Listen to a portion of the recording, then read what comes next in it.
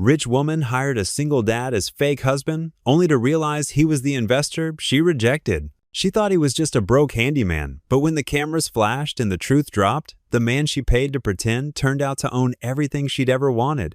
And the look on her face said it all. Before we get into the story, comment below where in the world you are watching from today. The morning sun filtered through the kitchen window as Sam wiped down the breakfast dishes, his mind wandering back to Lucy's question from the night before. The gentle clink of plates in the sink echoed in the quiet house, a sound that had become all too familiar in the years since Sarah's passing. He glanced at the clock. 7:15 a.m. The voicemail from Grace Wentworth still nagged at him. "Dad?" Lucy appeared in the doorway, backpack slung over one shoulder. Her dark hair was pulled back in a neat ponytail, and she wore the gentle, knowing expression that sometimes made her seem older than her 14 years. "You're doing that thing again." "What thing?" Sam dried his hands on the dish towel. "That thing where you overthink everything." She stepped forward and straightened his collar with familiar affection. "It's just a meeting." Sam smiled, touched by her perceptiveness. "When did you get so wise?" "Probably around the same time you started getting gray hairs from worrying too much." She grinned, then grew serious. "Really though, what's bothering you about this?" Sam leaned against the counter, crossing his arms. Something about the way she said unusual in that message. Rich folks and their unusual requests. He shook his head. "I'm just a carpenter, Lucy. I fix things, build things, simple and straightforward." "Maybe that's exactly what she needs," Lucy said softly. "Someone straightforward." The drive to Grace Wentworth's estate took Sam through the historic heart of Charleston, where ancient live oaks drip with Spanish moss and wrought iron, gates guarded stories as old as the city itself. The contrast between his beat-up truck and the manicured perfection of Grace's neighborhood wasn't lost on him. As he pulled up to the house, the morning light caught the tall windows, making them gleam like mirrors. The architecture was classic Charleston, a 3-story antebellum beauty with a wraparound porch and columns that reached toward the sky. Yesterday, he'd been too focused on the job to really take it all in. Sam checked his watch, 7:55 a.m. He believed in being punctual, especially for the wealthy clients who seemed to count every minute as if it were made of gold. Grabbing his toolbox from the truck bed, more out of habit than necessity, he made his way up the front steps. Before he could knock, the heavy door swung open. Grace Wentworth stood there, perfectly put together despite the early hour. Her ash-blonde hair was swept into an elegant knot, and she wore a cream-colored blouse that probably cost more than his monthly mortgage payment. But something was different about her this morning, a slight uncertainty in her usual confident stance. "Mr. Nolan," she said, her voice carrying that cultured Charleston lilt. "Thank you for coming so early. Please, come in." Sam followed her through the foyer, noting how her heels clicked precisely against the hardwood floors. The house smelled of coffee and something floral, jasmine maybe. She led him not to the study where he'd worked yesterday, but to a sunny breakfast nook overlooking the garden. 2 coffee cups sat waiting on the round table, steam rising in delicate spirals. A leather portfolio lay between them, closed but somehow threatening in its formality. Grace gestured to one of the chairs. "Please, sit." She settled into her own chair with practiced grace. "I hope you don't mind coffee. I noticed yesterday you brought your own thermos." Sam lowered himself into the chair, feeling suddenly very aware of his work boots and the faint smell of sawdust that seemed to follow him everywhere. "Coffee's fine, thank you." He wrapped his calloused hands around the delicate porcelain cup, waiting. Grace's fingers drummed once, twice on the leather portfolio, the only sign of nervousness she'd shown. "Mr. Nolan." "Sam," he interrupted gently. "Just Sam is fine." A flicker of something, relief, crossed her face. "Sam, then." She took a careful breath. "I asked you here because I've been impressed with your work. The repairs you did yesterday showed not just skill, but an understanding of the historical integrity of this house. That's rare." Sam took a sip of coffee. It was excellent, of course, and waited. There was more coming. He could feel it. Grace opened the portfolio, revealing architectural drawings and what looked like renovation plans. "This house," she continued, "has been in my family for generations. It's seen better days, though we've maintained the facade well enough. What I'm looking for is—" She paused, as if choosing her words carefully. "I need someone who can see beyond the surface, someone who understands that some repairs go deeper than wood and nails." Sam studied her face, noting the tiny cracks in her perfect composure. Behind her designer clothes and practiced smile, he recognized something familiar, the look of someone carrying a weight they weren't ready to share. Miss Wentworth. Grace? She said quickly, then looked surprised at herself. Grace? He amended. Why don't you tell me what you're really asking? She met his eyes then, and for a moment, the polished exterior fell away. I have a proposal, she said, one that could either be the biggest mistake of my life or exactly what this house, and perhaps both of us, needs. The morning light streamed through the windows, painting patterns on the table between them. 2 coffee cups, 2 people from very different worlds, and a proposal that hung in the air like an unfinished sentence. Grace's manicured fingers traced the edge of a document she'd pulled from the portfolio. What I'm about to propose is unconventional. She paused, her usual confidence wavering. I need a husband. Temporarily. Sam nearly choked on his coffee. Excuse me? For 1 week? She clarified quickly, her cheeks coloring slightly. It's a matter of appearances. My foundation's major funding cycle is approaching, and there's a crucial gala dinner next weekend. The board members are traditional. She smoothed an invisible wrinkle from her blouse. They've been questioning my commitment since the scandal with my ex-fiancé. Sam set his cup down carefully. Miss Wentworth Grace, I build things. I fix what's broken. I don't pretend. I understand your hesitation, she said, sliding a paper across the table. Sam's eyes widened at the number written at the bottom. This would cover your time and discretion. That's... Sam pushed the paper back. That's not the point. I have a daughter. I can't teach her that lying is okay, even for a good cause. Grace's composed facade cracked slightly. The foundation supports educational programs for underprivileged children without proper funding. She took a steadying breath. I wouldn't ask if I weren't desperate. Your reputation in the community is impeccable. You're respected, hardworking, genuine, exactly what I need to convince the board. And Lucy, what am I supposed to tell her? The truth? Grace said simply, that you're helping someone in need. The money would cover her college preparation courses. And... She hesitated. I noticed the vintage truck in your driveway yesterday. Sarah's, wasn't it? Sam's jaw tightened. You've done your research. I had to, but I also know it needs extensive repairs you can't afford right now. This arrangement could fix that. Sam stood up, needing space. The breakfast nook suddenly felt too small, too intimate. Through the window, he watched a gardener trimming the immaculate hedges. 1 week? 7 days, including the gala. Grace remained seated, her hands folded neatly. We'd need to be seen together a few times before then, establish a believable connection. But it would be strictly professional. No complications. Rules? Sam asked, still facing the window. Complete discretion. A signed contract protecting both parties. Clear boundaries. She paused. And when it's over, we go our separate ways. Sam turned back to her. I need to talk to Lucy first.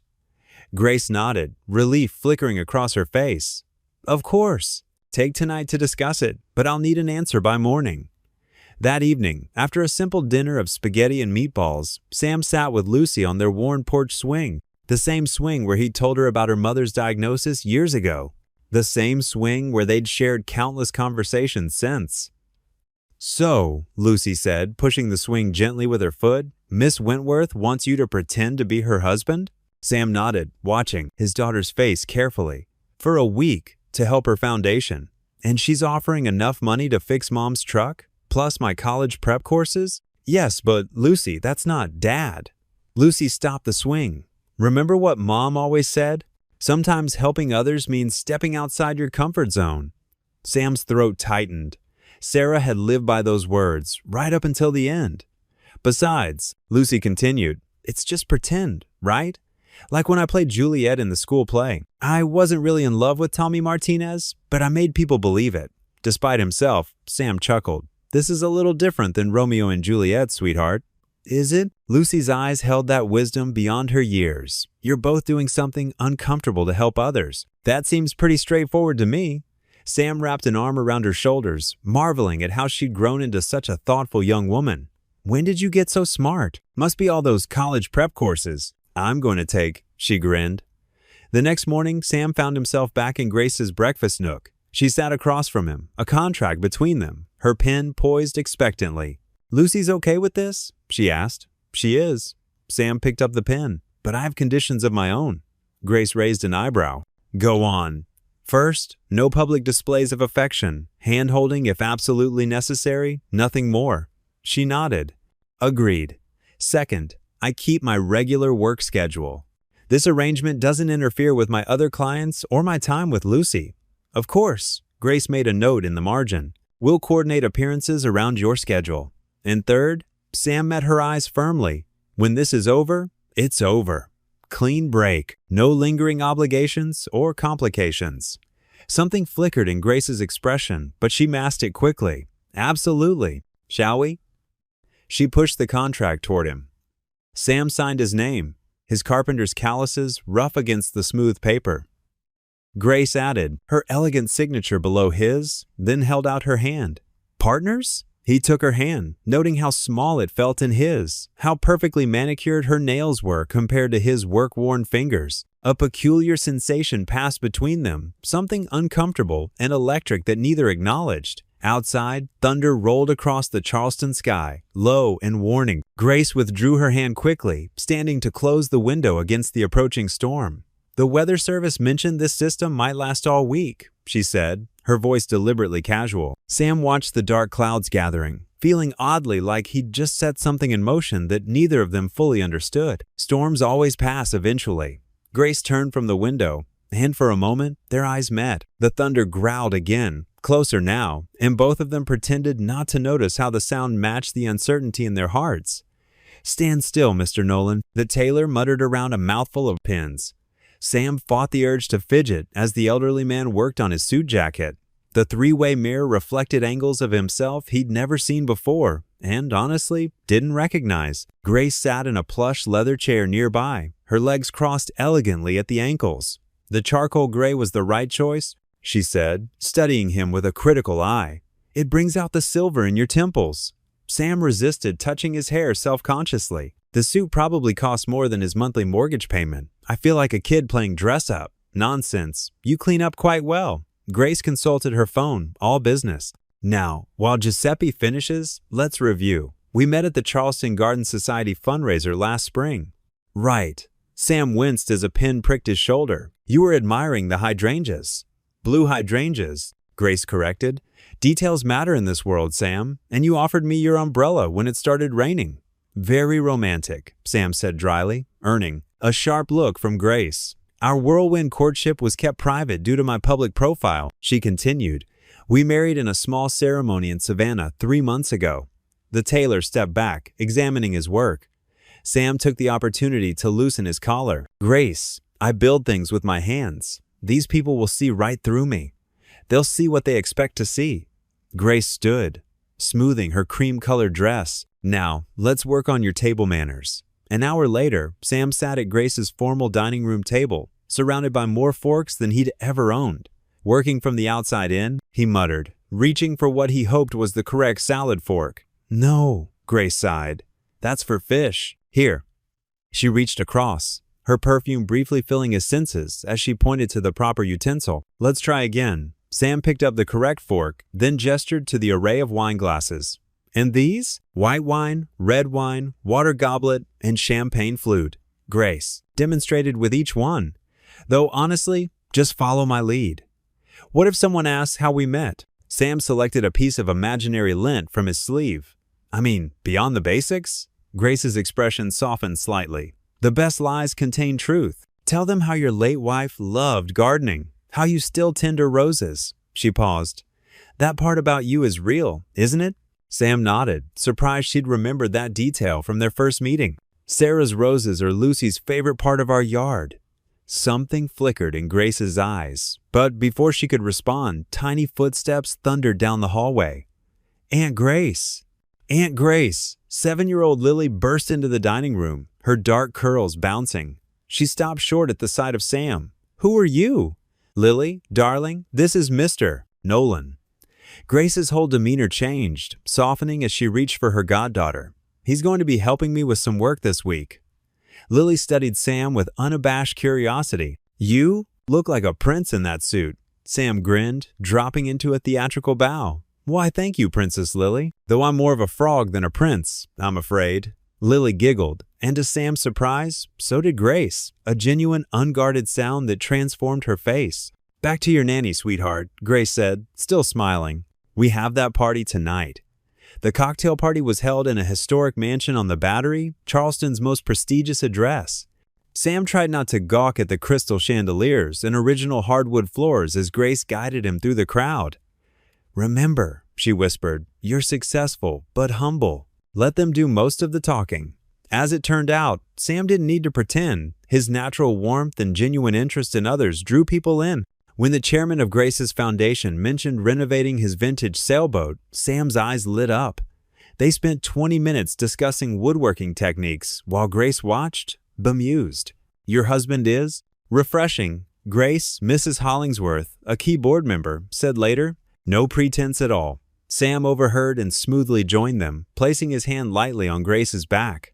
"My wife is the remarkable one," he said. "Did she tell you about her plans for the children's art therapy program?"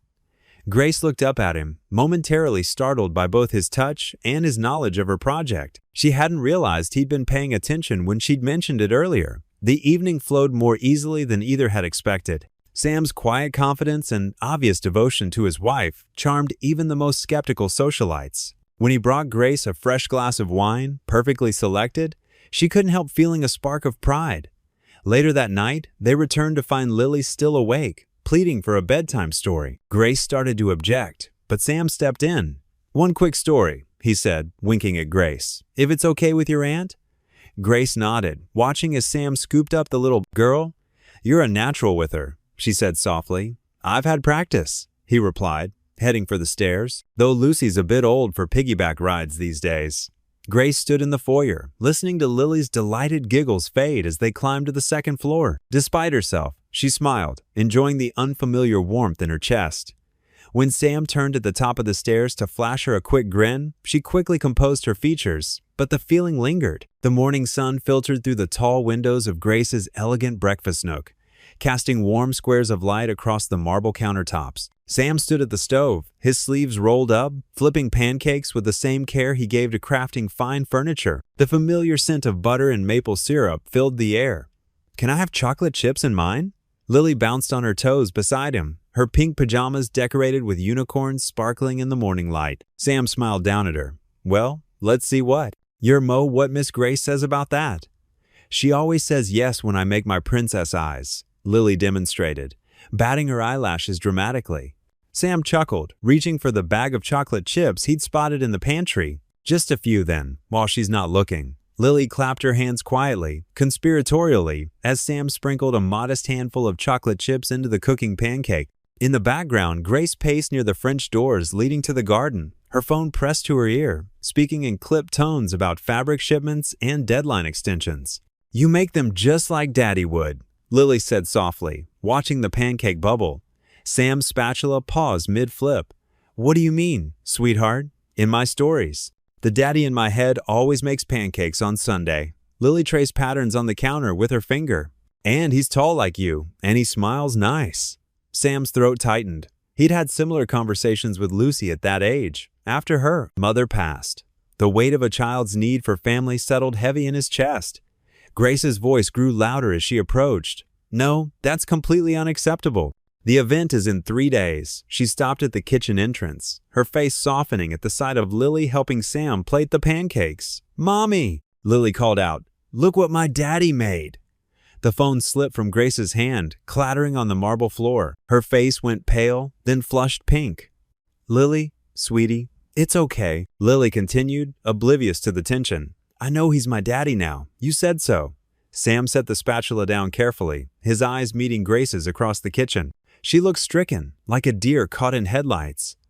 "Lily," Sam said gently, kneeling down to the little girl's level, "I'm just helping your mommy with some grown-up things for a little while. I'm not—" "But she said—" Lily's lower lip trembled. "She said you were staying with us, and that's what daddies do." Grace rushed forward, gathering Lily into her arms.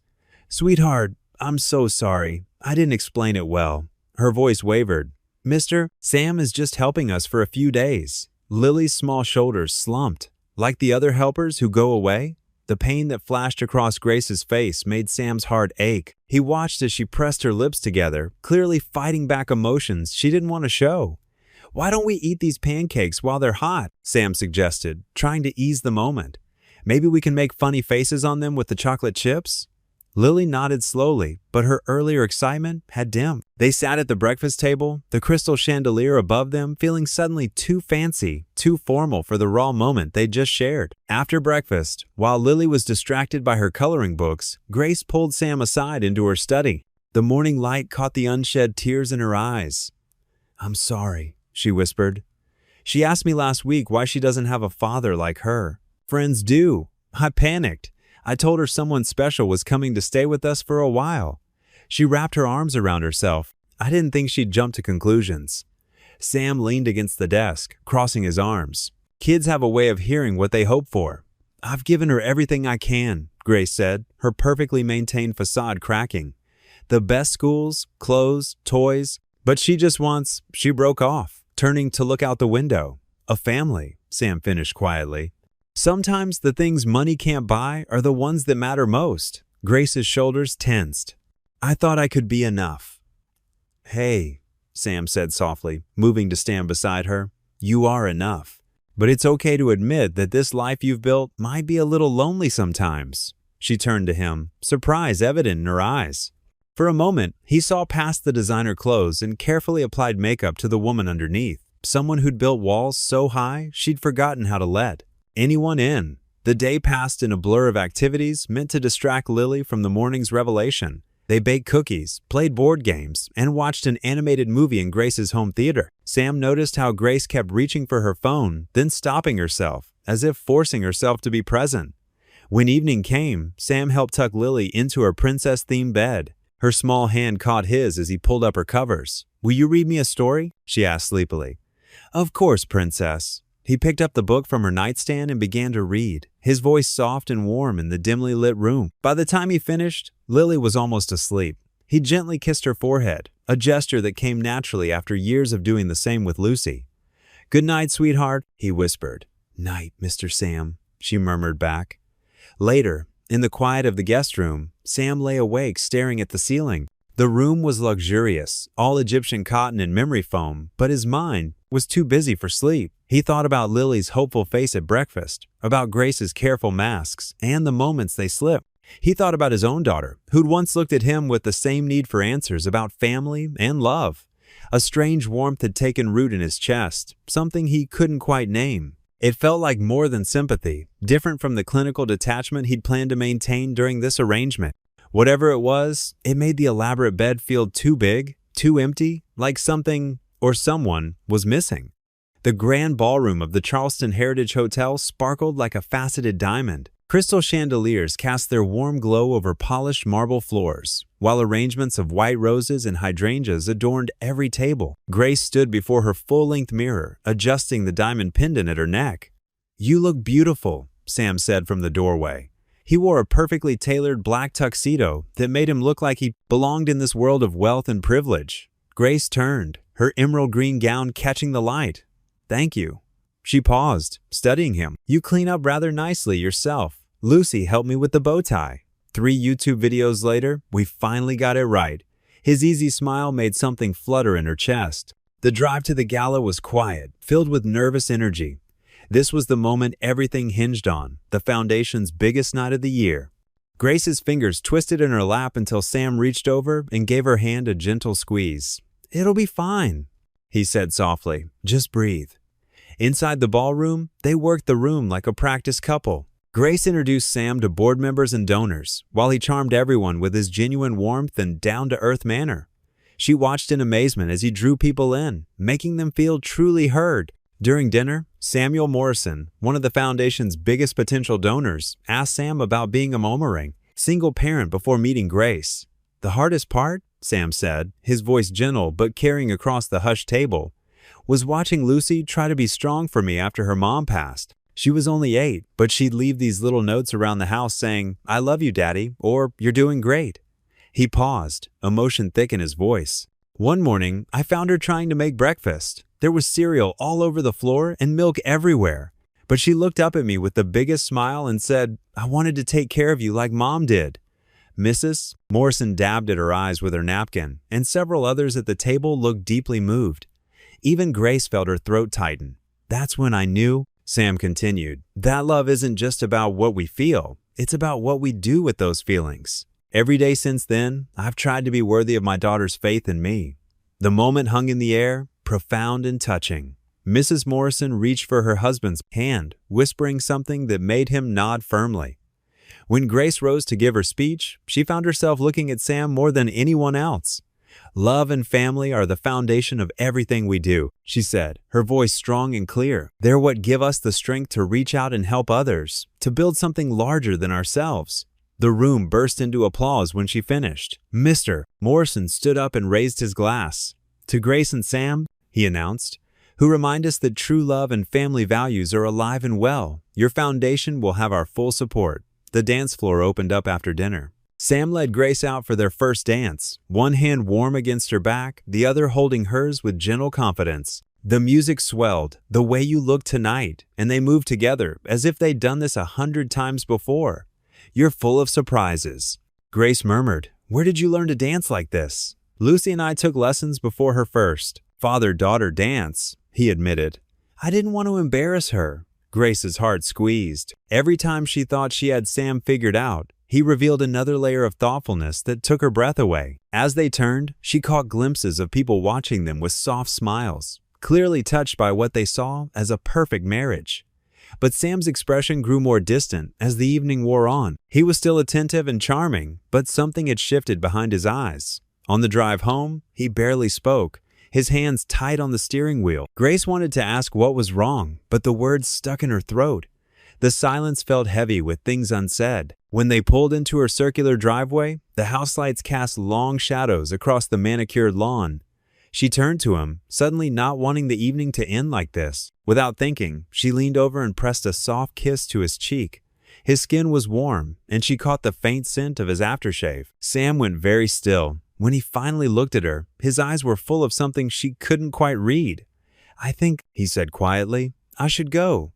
Grace sat at her mahogany desk, scrolling through news coverage of last night's gala on her tablet. Morning sunlight streamed through the floor-to-ceiling windows of her home office, catching the silver frame of her foundation's first award. Her perfectly manicured finger tapped each headline with satisfaction. "Charleston's Power Couple Charms at Annual Foundation Gala," she read aloud, a small smile playing on her lips. The photo showed her and Sam looking every bit the devoted husband and wife. His gentle hand at the small of her back, her genuine laugh at something he'd whispered. They looked real. A soft knock interrupted her thoughts. Sam stood in the doorway, holding 2 paper coffee cups from her favorite local cafe. He wore his usual work clothes, worn jeans, and a faded blue button-down, but something about his expression made her pause. "I thought you might need this after last night," he said, placing 1 cup on her desk. The familiar scent of her preferred vanilla latte wafted up. "Thank you." Grace wrapped her hands around the warm cup, studying him. "The coverage is excellent. Your speech about family values really resonated with the donors." Sam didn't smile. He remained standing, his own coffee untouched. "Grace, there's something I need to tell you." The serious tone in his voice made her stomach tighten. She set down her coffee and straightened in her chair. "What is it?" "Do you remember a meeting last year? Someone pitched a community housing project for single parents?" Grace frowned, thinking back. "Vaguely. It was an interesting concept, but too risky. The numbers didn't add up." "The numbers weren't the problem," Sam said quietly. "You said it was too idealistic, too focused on heartstrings instead of bottom lines." The memory clicked into place. Grace remembered a passionate presentation about creating affordable housing with built-in childcare and job training facilities. "That was you?" Sam nodded. "I spent 6 months developing that proposal, researched similar successful projects in other cities, had investors lined up." His voice remained calm, but she could see the tension in his shoulders. "You didn't even look at the financial projections before dismissing it." Grace felt the blood drain from her face. You took this job to get close to me? To what? Expose me? Get revenge?" "No."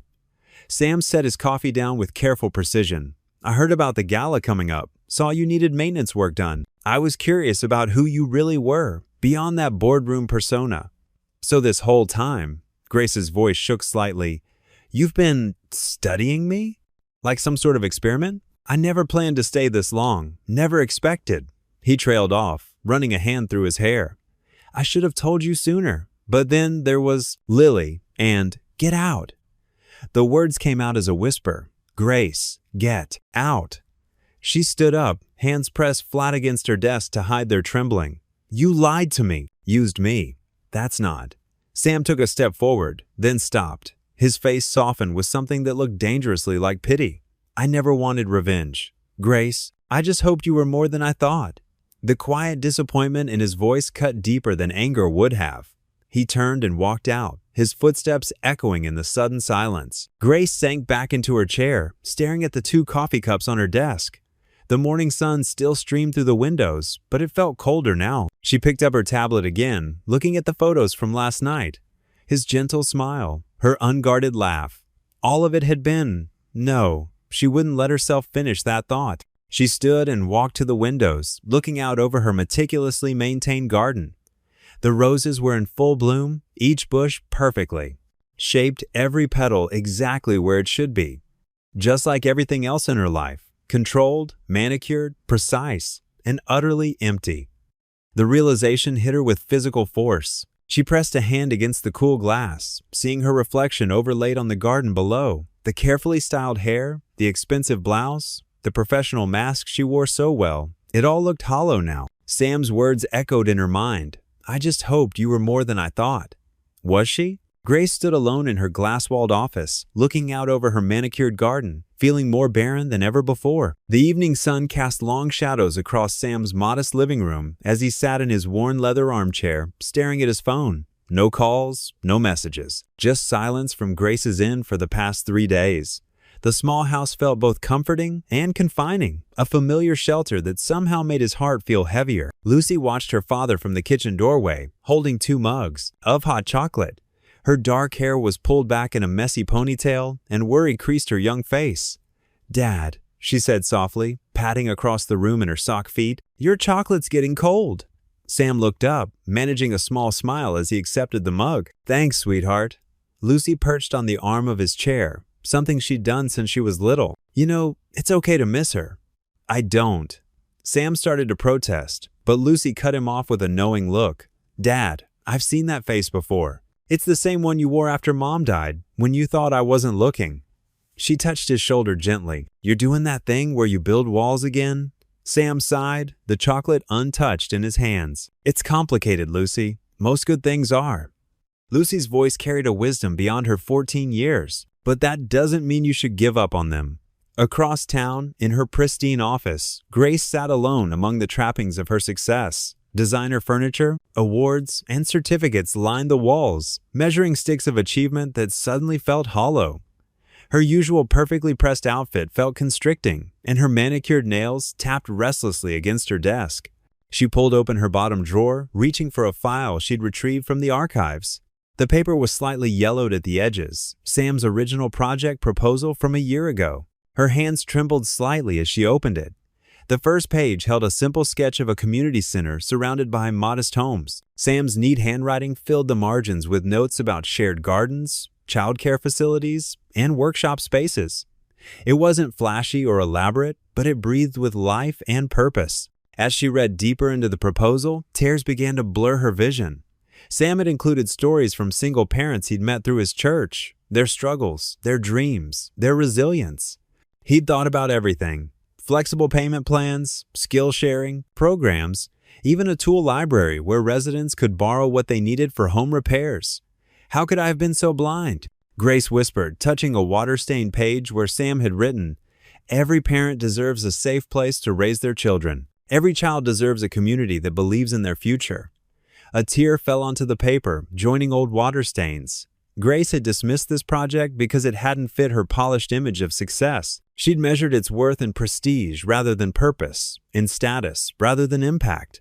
Sunday morning found Grace standing uncertainly outside Sam's small church. She'd never felt more out of place, her designer dress stark against the modest surroundings. The service had just ended, and people were filtering out into the sunshine. She spotted Sam immediately, talking with an elderly couple near the steps. Lucy stood beside him, noticed Grace first, and nudged her father. Sam turned, surprise flickering across his face. Grace stepped forward, her usual confidence nowhere to be found. "Could we talk?" Sam hesitated, then nodded toward a wooden bench beneath an old oak tree. They sat, leaving careful space between them. The last churchgoers drifted away, leaving them in relative privacy. "I read your proposal again," Grace said quietly, her hands clasped tightly in her lap.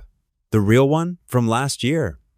Sam remained silent, waiting. "It's beautiful," she continued, her voice catching. "Not because it's perfect or prestigious, but because it's real. It's what people actually need." She turned to face him fully. "I was wrong to dismiss it. I was wrong about a lot of things." "Grace," Sam started, but she held up a hand. "Please, let me finish. I've spent my whole life measuring success by the wrong standards. Status, image, influence. I thought they meant something." She gave a small, sad laugh. "But you see people, real people, and you build things that matter." Sam's expression softened. "Slightly, everyone deserves a chance to build a good life." "Yes," Grace agreed fervently. "That's why I want to reopen the deal. Not the fake marriage, but the housing project. Your vision, your leadership, my resources and connections." She paused, vulnerability clear in her eyes.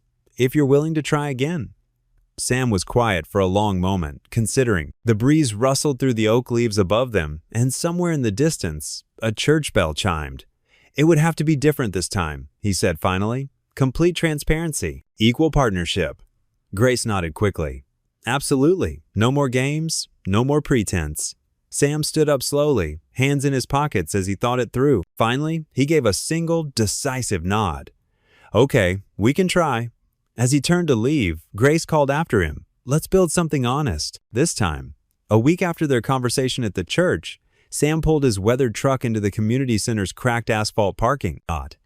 The old brick building sprawled before him like a wounded giant, paint peeling from its weathered walls in long, curling strips, windows spiderwebbed with fractures that caught the morning sunlight, and a faded sign that hung at a dejected angle, its letters so worn they were barely legible. The whole structure seemed to sag with decades of deferred maintenance and broken promises.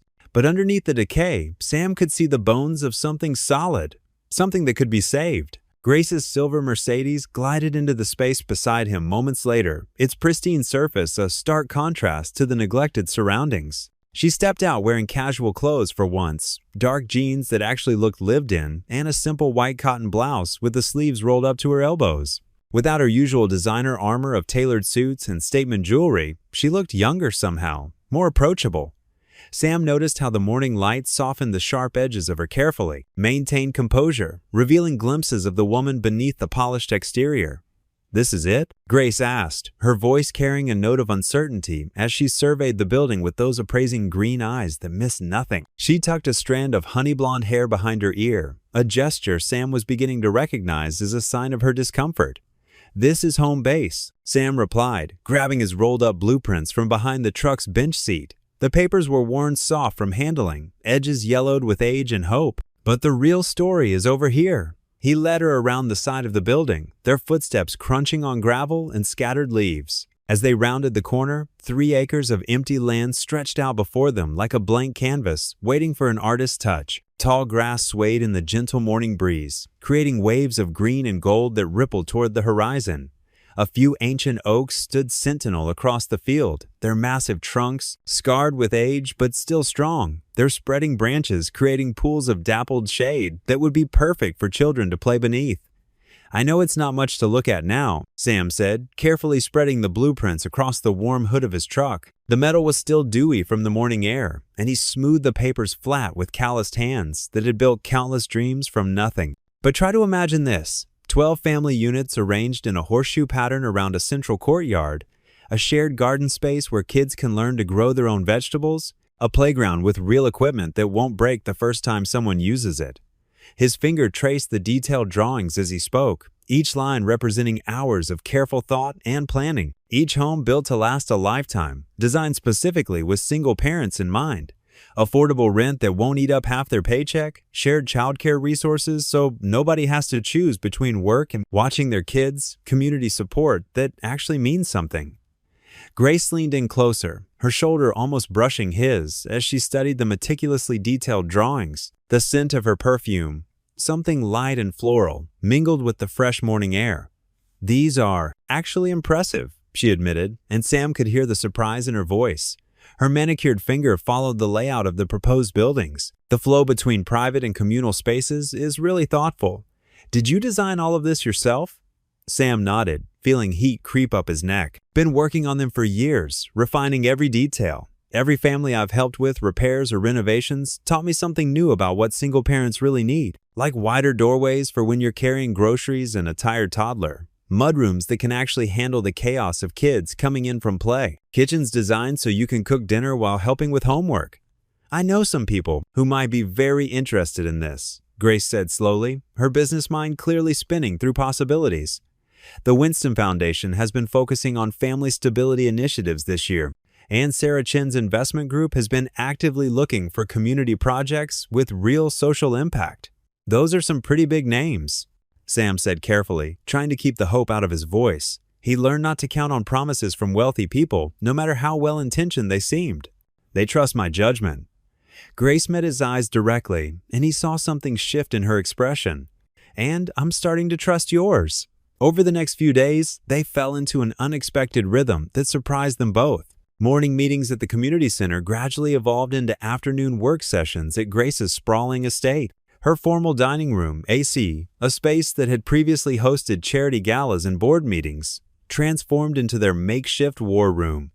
The polished mahogany table disappeared beneath a sea of architectural plans, zoning permits, funding proposals, and coffee-stained legal documents. Grace's housekeeper, Mrs. Patterson, initially fretted about the mess, but even she began bringing them fresh coffee without being asked. During one particularly intense session focused on budget projections, Lily wandered in from the garden clutching her beloved stuffed giraffe, a threadbare creature she'd named Mr. Spots. Her small face was flushed from running around outside, golden curls escaping from the ponytail Grace had carefully arranged that morning.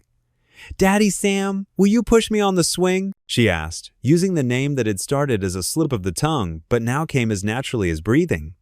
Sam's heart squeezed tight at the sound of it. He glanced at Grace, who was suddenly very interested in a zoning document that she'd already read 3 times. "Sure, sweetheart, just for a little while."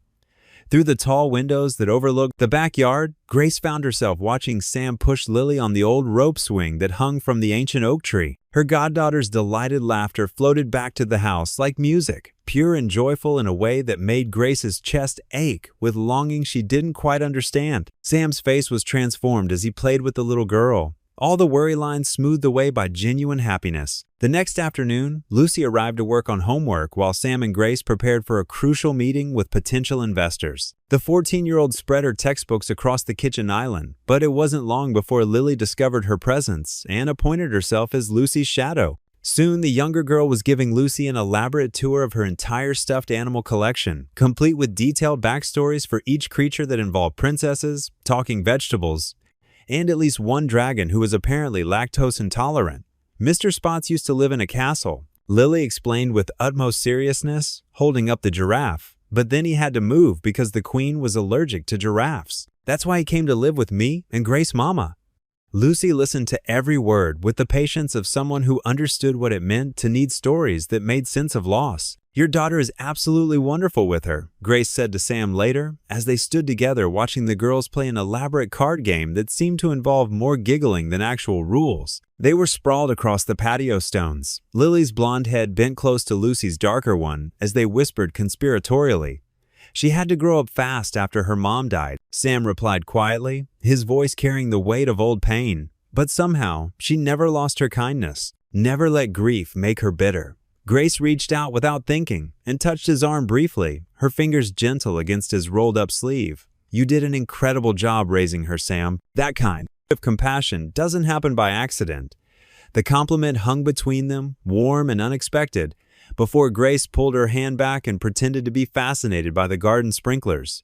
As the project gained momentum, their days stretched into evening work sessions that neither of them seemed eager to end. Takeout containers from various restaurants littered Grace's usually pristine home office, creating a landscape of discarded Thai food cartons, pizza boxes, and empty coffee cups that would have horrified her just weeks earlier. Sam noticed how she'd started kicking off her expensive heels under the desk, how her perfectly maintained posture gradually relaxed as the hours went by, how she'd begun twisting her hair up with whatever pin was handy when she was deep in thought. She caught him looking once during a particularly late session and raised an eyebrow. "What?" "Nothing," he said, fighting a smile. "Just nice to see the real Grace sometimes."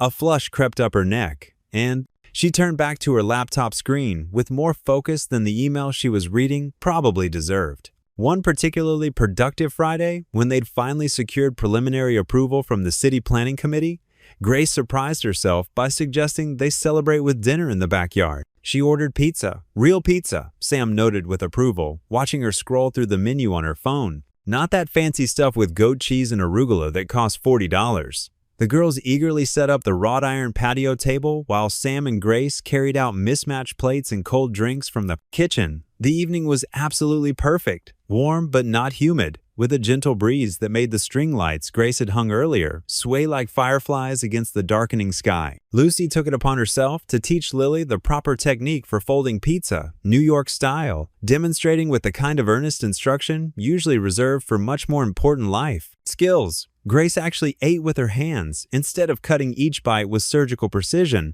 getting sauce on her fingers like a normal person. Sam unleashed a steady stream of terrible dad jokes that made everyone groan and laugh in equal measure. "Tell the one about the pizza again," Lily demanded, cheese hanging from her small chin in delicious rebellion against table manners.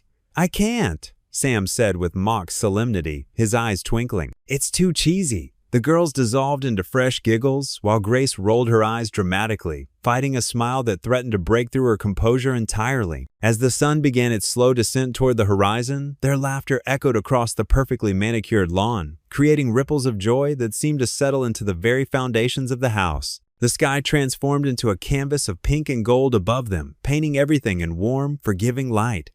Lily eventually curled up in Sam's lap, her small body growing heavy, with contentment as sleep began to claim her.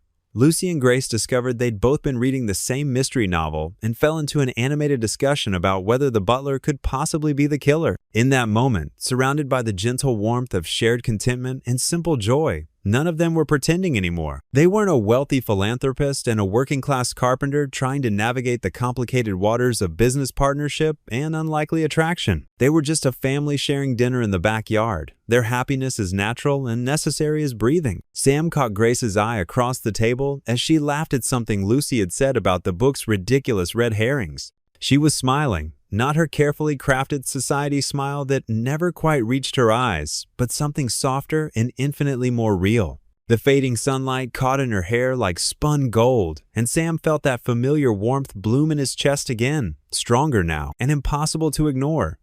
Looking at them all together like this, Lucy's animated gestures as she spoke, Lily's peaceful face as she dozed against his shoulder, Grace's unguarded laughter ringing out across the garden, it was getting harder and harder to remember this wasn't supposed to be real, that this was just temporary, just business, just pretend. Because it felt like everything he'd never dared to hope for again. The morning sun cast long shadows across the newly paved driveway of the model home. A red ribbon stretched across the modest front porch, swaying gently in the spring breeze. Sam stood to the side, his hands clasped behind his back, watching as people gathered for the ribbon-cutting ceremony. Grace emerged from her car wearing a simple navy dress, a far cry from her usual designer outfits. She carried a folder of papers and smiled warmly at the small crowd of community members and local officials.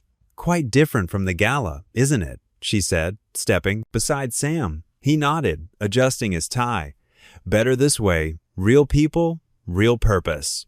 The mayor approached the podium they'd set up on the lawn. Behind him, the single-story home stood as a testament to what collaboration could achieve. Warm beige siding, white trim, and a covered porch perfect for summer evenings. "Today marks the beginning of something special," the mayor announced.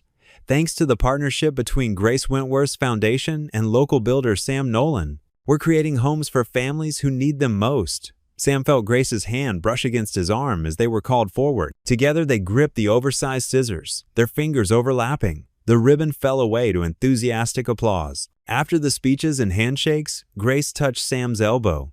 Walk with me? She asked, gesturing toward a nearby nature trail. Spanish moss hung like silver curtains from ancient oak trees as they strolled along the packed dirt path. Their footsteps crunched on scattered pine needles, and somewhere above them, a cardinal called. "I was wrong about you," Grace said suddenly, stopping beneath a massive oak. "That day you pitched the project, I saw numbers on a page instead of hearts in need." Sam leaned against the tree trunk, hands in his pockets. "We all make mistakes. I wasn't entirely honest either, taking that handyman job to prove a point." "Why didn't you tell me sooner?" "Honestly," he turned to face her, "at first, it was about showing you what you'd dismissed. Then," he paused, searching for words, "then it became about knowing you, the real you." Grace stepped closer, her designer heels sinking slightly into the soft ground. "And what did you find? Someone who hides behind perfection because she's afraid of being seen as flawed." His voice softened. "Someone who loves deeper than she lets on, especially with Lily." "You see too much," Grace whispered, but there was no anger in her voice. "Maybe that's not a bad thing." The breeze stirred Grace's carefully styled hair, and she didn't bother fixing it. Sam noticed how different she looked here, away from her marble and glass world, more real, more touchable. "I spent years building walls," she admitted. "After James left me at the altar, I thought control was the answer. Perfect house, perfect career, perfect image. Perfect loneliness," Sam added gently. Grace's eyes welled up. "Yes, until a carpenter showed up and started taking down those walls, one board at a time." Sam reached out, brushing a tear from her cheek with his thumb. The touch lingered, and Grace leaned into his hand. Their eyes met, and the space between them seemed to dissolve. They moved closer, drawn together like leaves in a current. When their lips met, it wasn't the rushed passion of movie kisses or the polite peck of social obligation. It was gentle, warm, and honest, like coming home after a long journey. Sam pulled back first, his hand still cradling her face. "Let's not rush," he said softly. Grace nodded, understanding in her eyes. "We have time." The walk back to their cars was quiet, but it wasn't the tense silence of their early days. This silence felt full of possibility, like the pause between movements in a symphony. Later that evening, Sam sat at his kitchen table, reviewing construction plans for the next housing unit. Lucy bustled around, making hot chocolate. "Dad," she said, setting a mug in front of him, "you're blushing." "Am not," he protested, but his ears turned redder. "You totally are." Lucy grinned, dropping marshmallows into their drinks. "Something happened with Grace today?"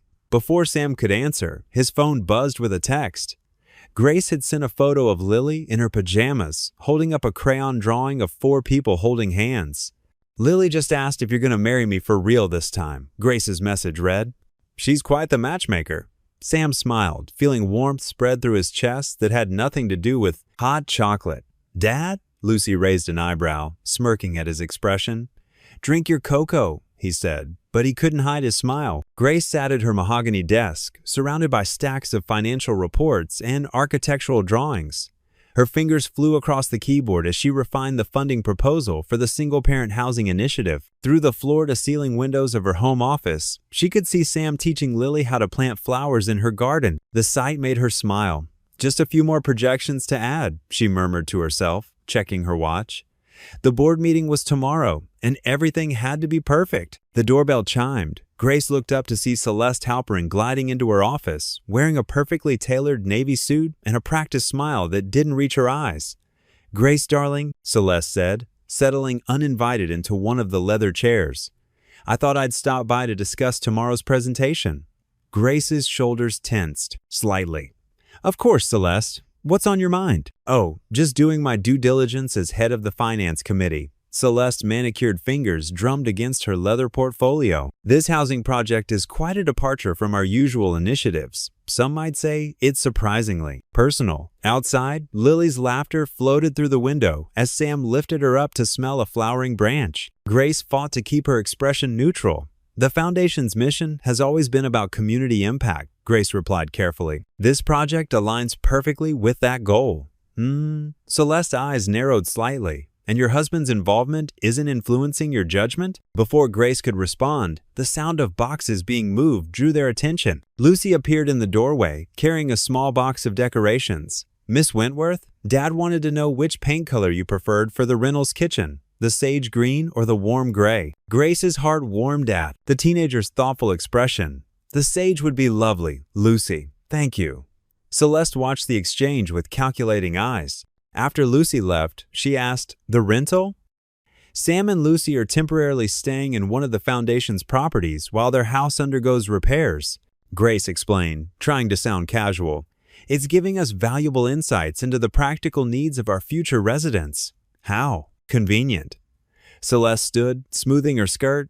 Well, I look forward to your presentation tomorrow. Every detail will be thoroughly examined, I assure you.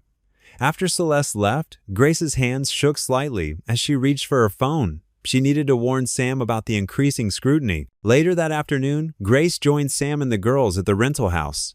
The modest three-bedroom home smelled of fresh paint and possibility. Lucy and Lily were working together to arrange throw pillows on the couch while Sam finished touching up the kitchen walls. The sage green was definitely the right choice, Sam said as Grace entered, paint splattered on his old t-shirt. It makes the whole space feel alive. Grace ran her hand along the freshly painted wall. It's perfect. She hesitated, then added, Sam, we need to talk about Celeste. Before she could continue, Lily bounded over. Grace, look at the pictures Lucy helped me hang. She grabbed Grace's hand and pulled her toward the hallway where family photos were arranged in a careful pattern. Grace's throat tightened as she noticed how seamlessly photos of all four of them had been mixed in with Sam and Lucy's existing ones. That evening, after the girls were asleep, Sam and Grace sat on the rental's back porch. Crickets chirped in the darkness as Grace explained her concerns about Celeste's investigation. She's always been threatened by my influence on the board, Grace said, wrapping her arms around herself. If she discovers our marriage was fake. Sam reached over and took her hand. We'll figure it out. The project is solid. It deserves to succeed on its own merits. Grace squeezed his hand, drawing strength from his quiet confidence. But her moment of peace was short-lived. The next morning, Grace arrived early at her office to prepare for the board meeting. She was reviewing her presentation one final time when her door swung open. Celeste strode in, clutching a manila folder. I did some digging, Celeste announced, without preamble. Her voice was sharp with triumph. No marriage license, no wedding announcement, not even a single social media post about your supposed wedding. She dropped the folder on Grace's desk. Were you ever actually married? Grace stared at the damning evidence, her carefully constructed world beginning to crack. The morning sun streamed through the windows, highlighting every detail of this moment she dreaded since the arrangement began. But now, facing Celeste's accusatory stare, Grace felt something unexpected. Not just fear of exposure, but fierce protectiveness over the real family bonds that had grown from her pretense.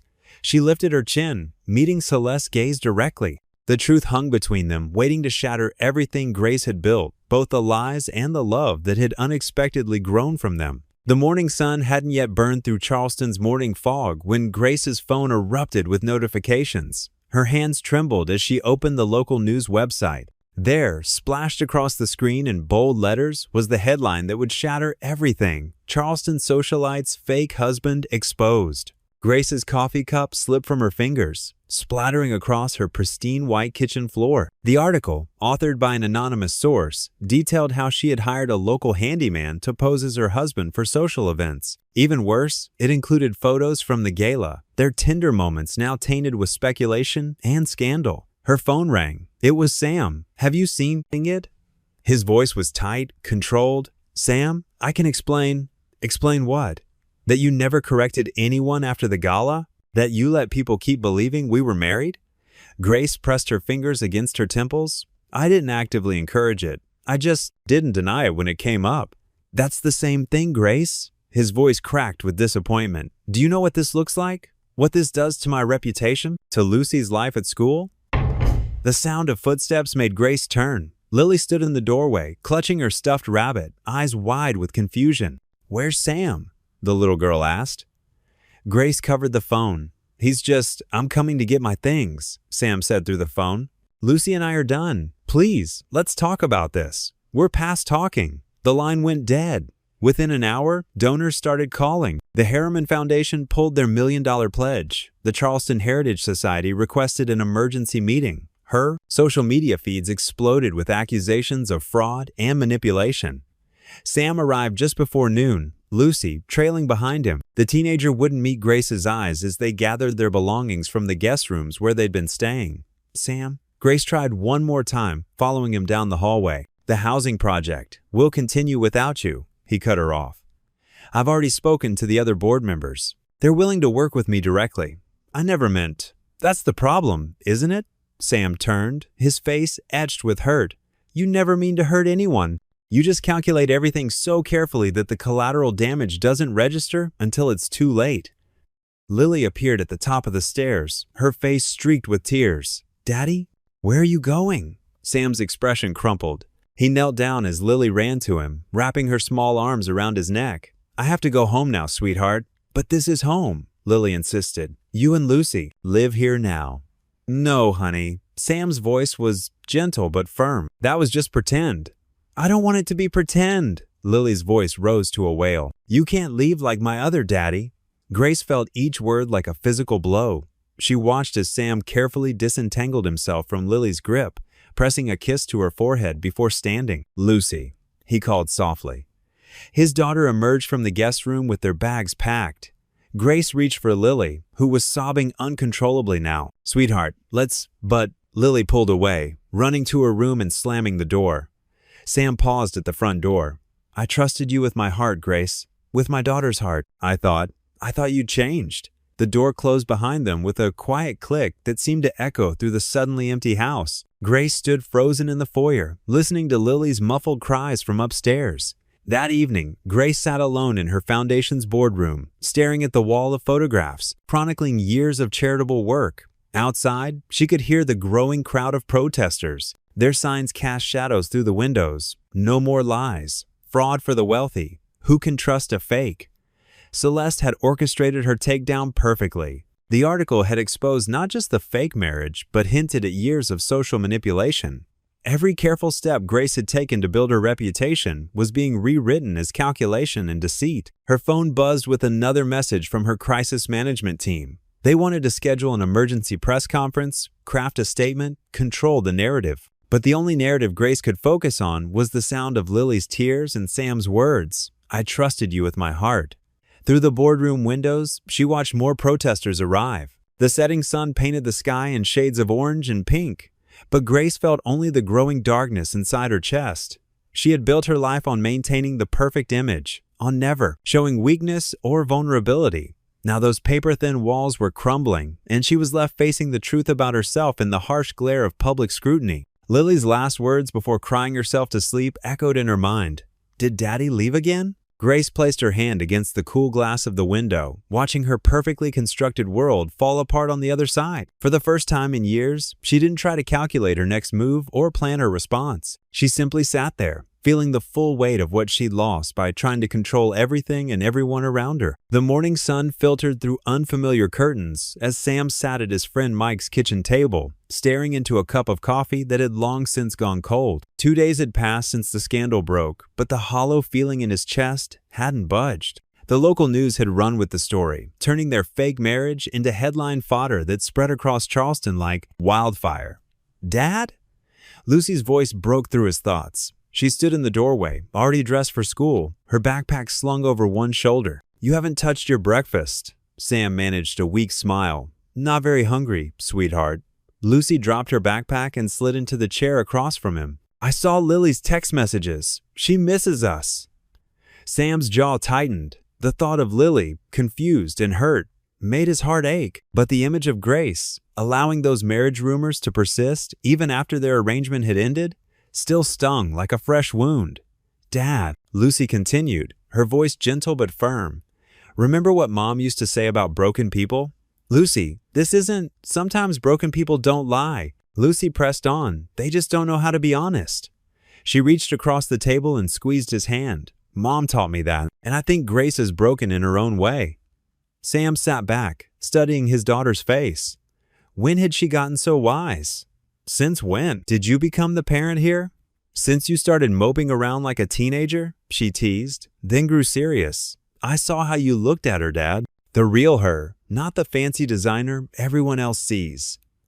Sam stood up and walked to Mike's kitchen window, looking out at the modest suburban street.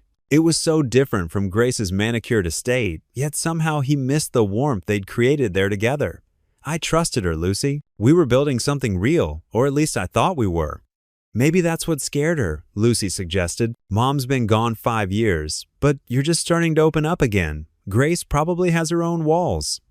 Sam closed his eyes, remembering Grace's face when Lily had called him daddy. There had been such vulnerability there, such longing. Had he been too quick to judge? He spent the morning in Mike's garage, working on a wooden jewelry box. His hands needed something to do while his mind churned. Around noon, his phone buzzed with a news alert. The headline made him pause. Wentworth Foundation head takes full responsibility. The article detailed how Grace was meeting personally with each donor who had withdrawn support. She wasn't hiding or making excuses. Instead, she was offering her own personal funds to keep the housing project alive. She's trying to make it right, Lucy said from behind him, making him jump. She must have come home for lunch, in her own way. Sam set down his tools and sank onto a workbench. I just don't know if I can trust her again. Dad, Lucy sat beside him. Remember when I was 12 and I lied about where I went after school? Sam nodded. Lucy had claimed she was at the library but had really gone to the mall with friends. You were so disappointed, she continued, but you told me something I'll never forget. You said trust isn't about never making mistakes, it's about what we do after we make them. Sam felt something loosen in his chest. He pulled out his phone and looked at the last text from Grace, sent yesterday. I'm sorry, not just for the scandal, but for being too afraid to be honest. With you, with myself, with everyone.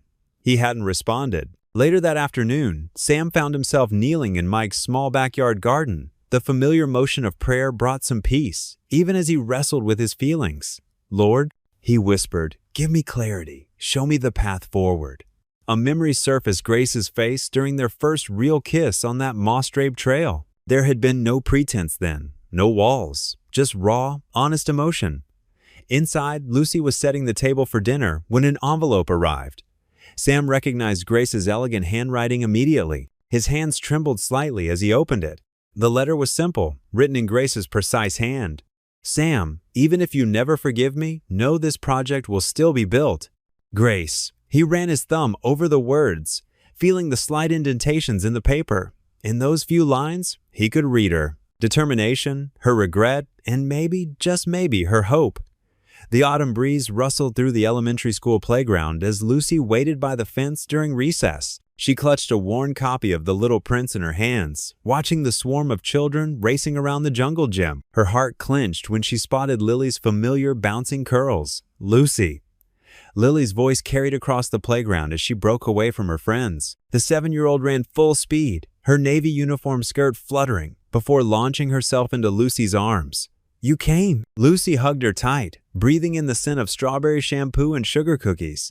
Of course I did. I promised to return your book, didn't I? Lily pulled back, her small face scrunched with concern. But where have you been? And where's your daddy? Grace cries at night when she thinks I'm sleeping. Lucy's chest tightened. She gestured toward the swing set. Want to talk for a minute? They walked hand in hand to the swings, their height difference more pronounced now. Lucy helped Lily onto one of the rubber seats before taking the swing next to her. Do you ever miss someone so much it hurts right here? Lily asked, pressing her hand to her heart. She kicked her legs gently, making the swing sway. Like when my real mommy and daddy went to heaven? Lucy blinked back tears, remembering similar conversations with her dad after her own mother passed. Yeah, I do. I miss my mom like that sometimes. I miss your daddy, Lily said softly. He gave the best hugs and made funny voices when he read stories. She twisted the swing's chains, looking up at Lucy with eyes too wise for her age. Grace misses him too. She keeps looking at the door like she's waiting for someone. Lucy dug her sneakers into the wood chips beneath them. My dad, he's hurting right now. Sometimes grown-ups need time to figure things out. But I pray every night for him to come home, Lily insisted. Sister Margaret says, God listens to children's prayers extra special. So he has to come back, right? A tear slipped down Lucy's cheek before she could catch it. Lily reached over and patted her hand with the innocent comfort only children can offer. Don't cry, Lucy. I'm sharing my prayers with you too. Lucy pulled Lily into another hug, their swings creaking together. You're pretty amazing. You know that? The school bell rang, signaling the end of recess. Lily squeezed Lucy one last time before jumping down. Will you come back soon?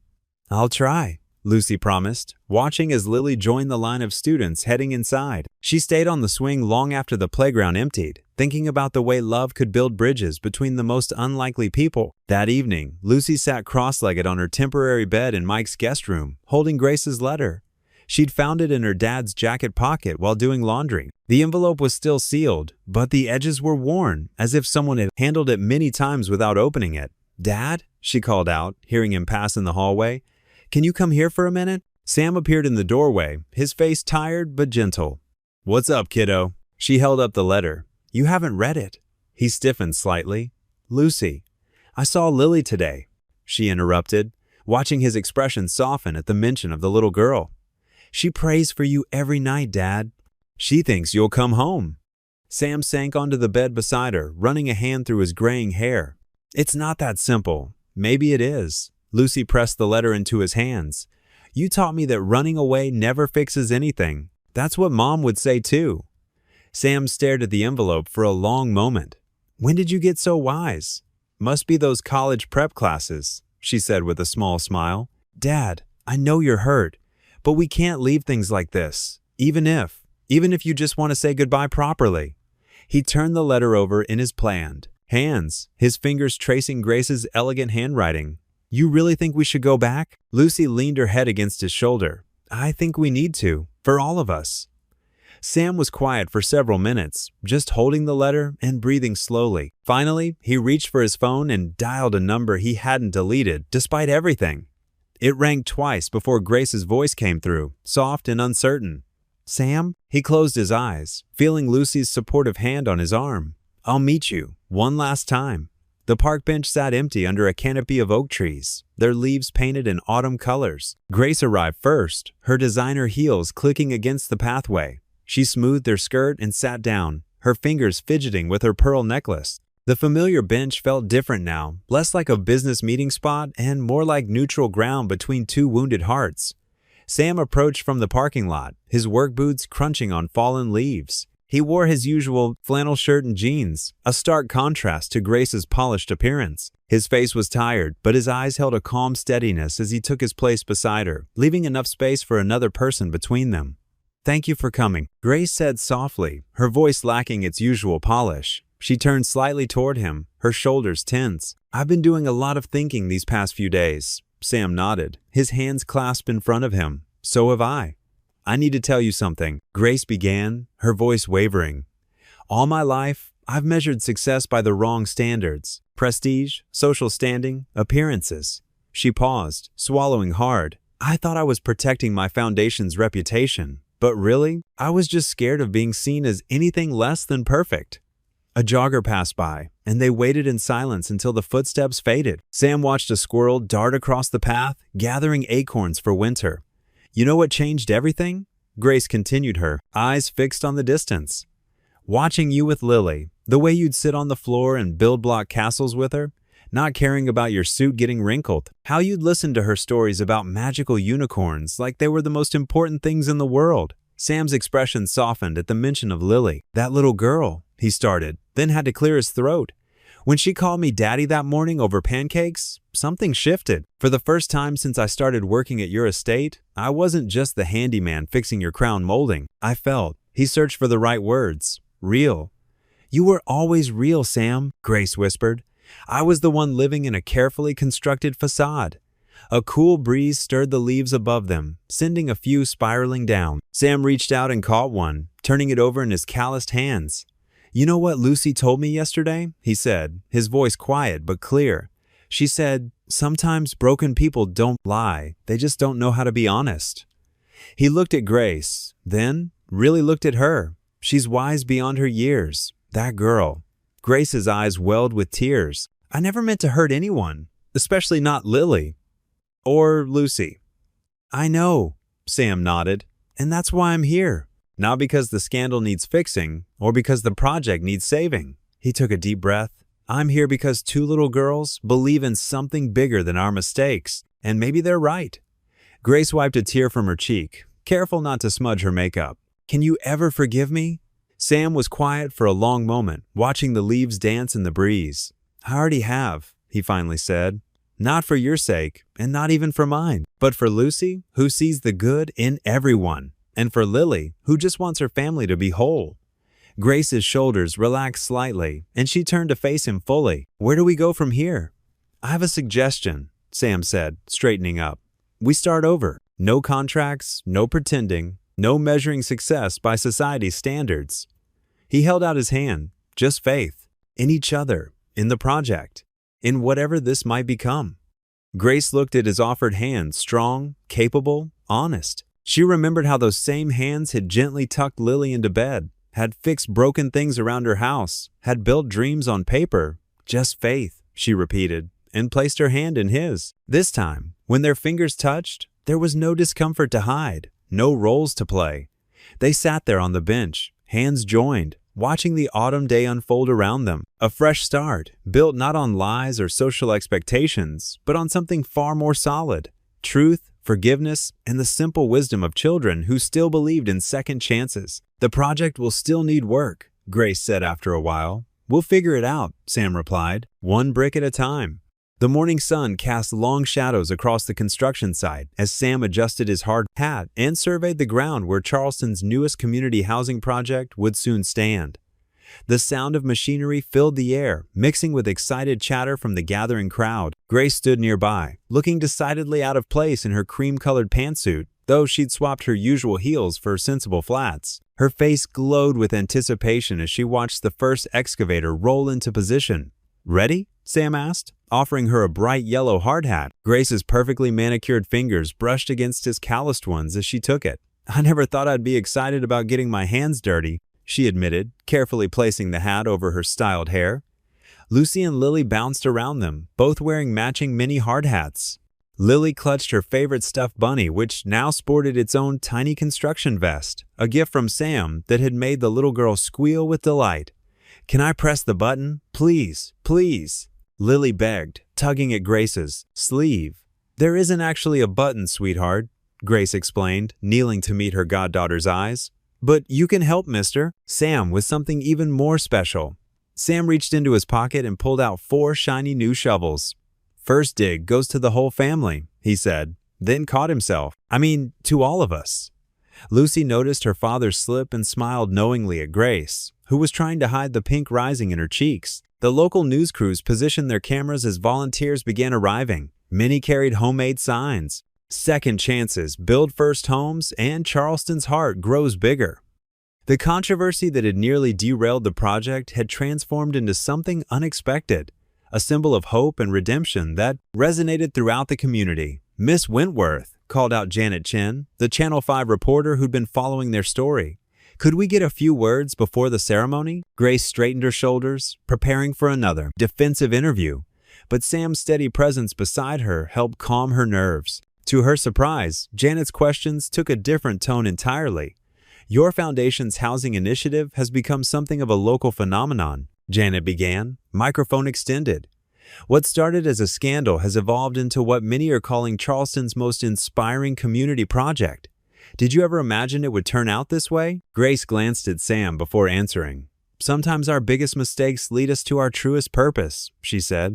"This project isn't about me anymore. It's about families who deserve a chance at stability and dignity."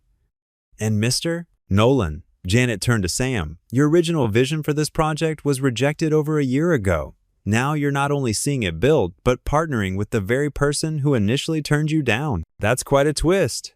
Sam's warm laugh drew smiles from the crowd. "Life has a way of teaching us what really matters. Sometimes you have to tear down walls to build something stronger." Lily, who had been unusually quiet, suddenly piped up from beside them. "And now we're all family," she announced proudly into the microphone, causing ripples of laughter and awes from the onlookers.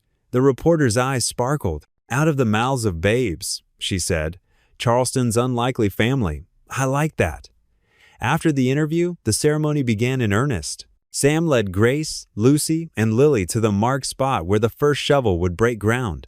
Volunteers lined up behind them, tools ready, eager to be part of something bigger than themselves. "Together?"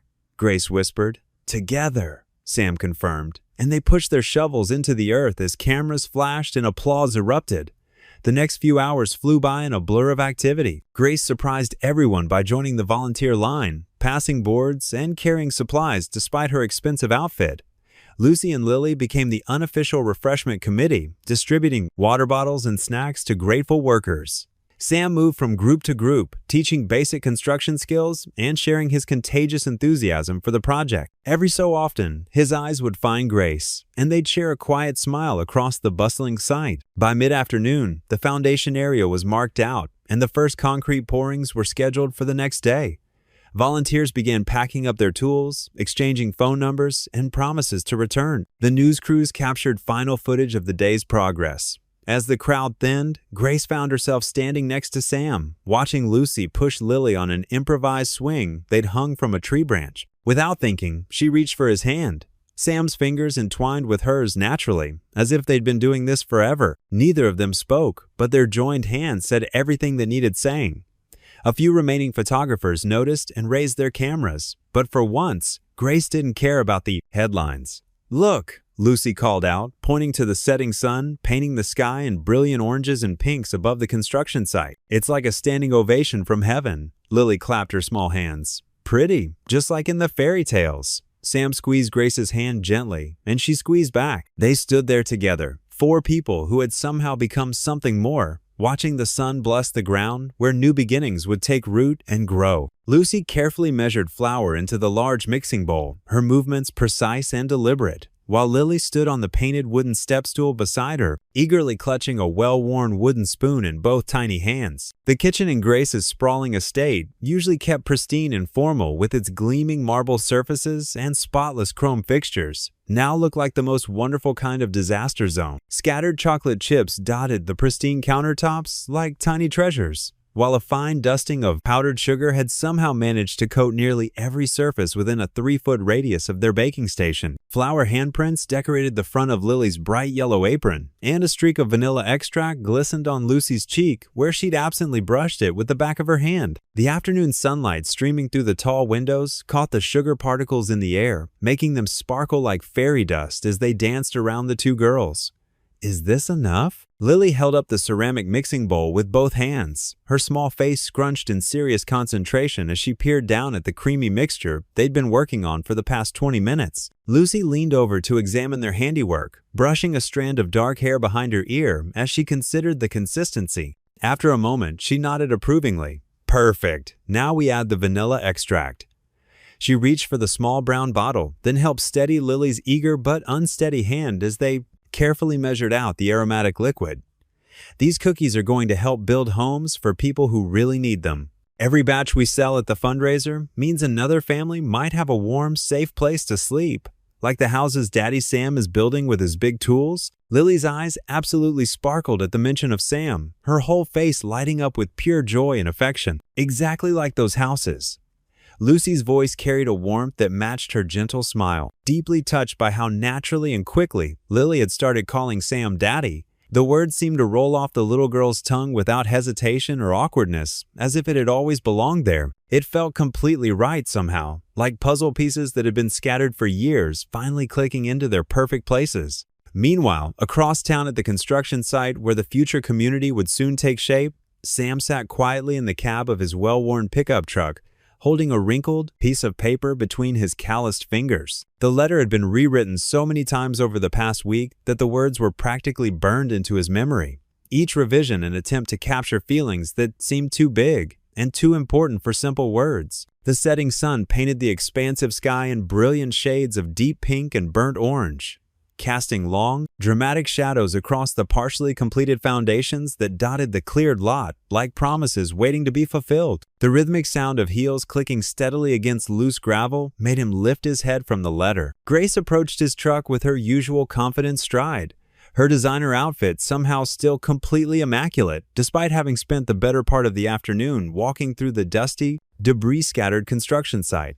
But it was her smile that immediately caught and held his attention.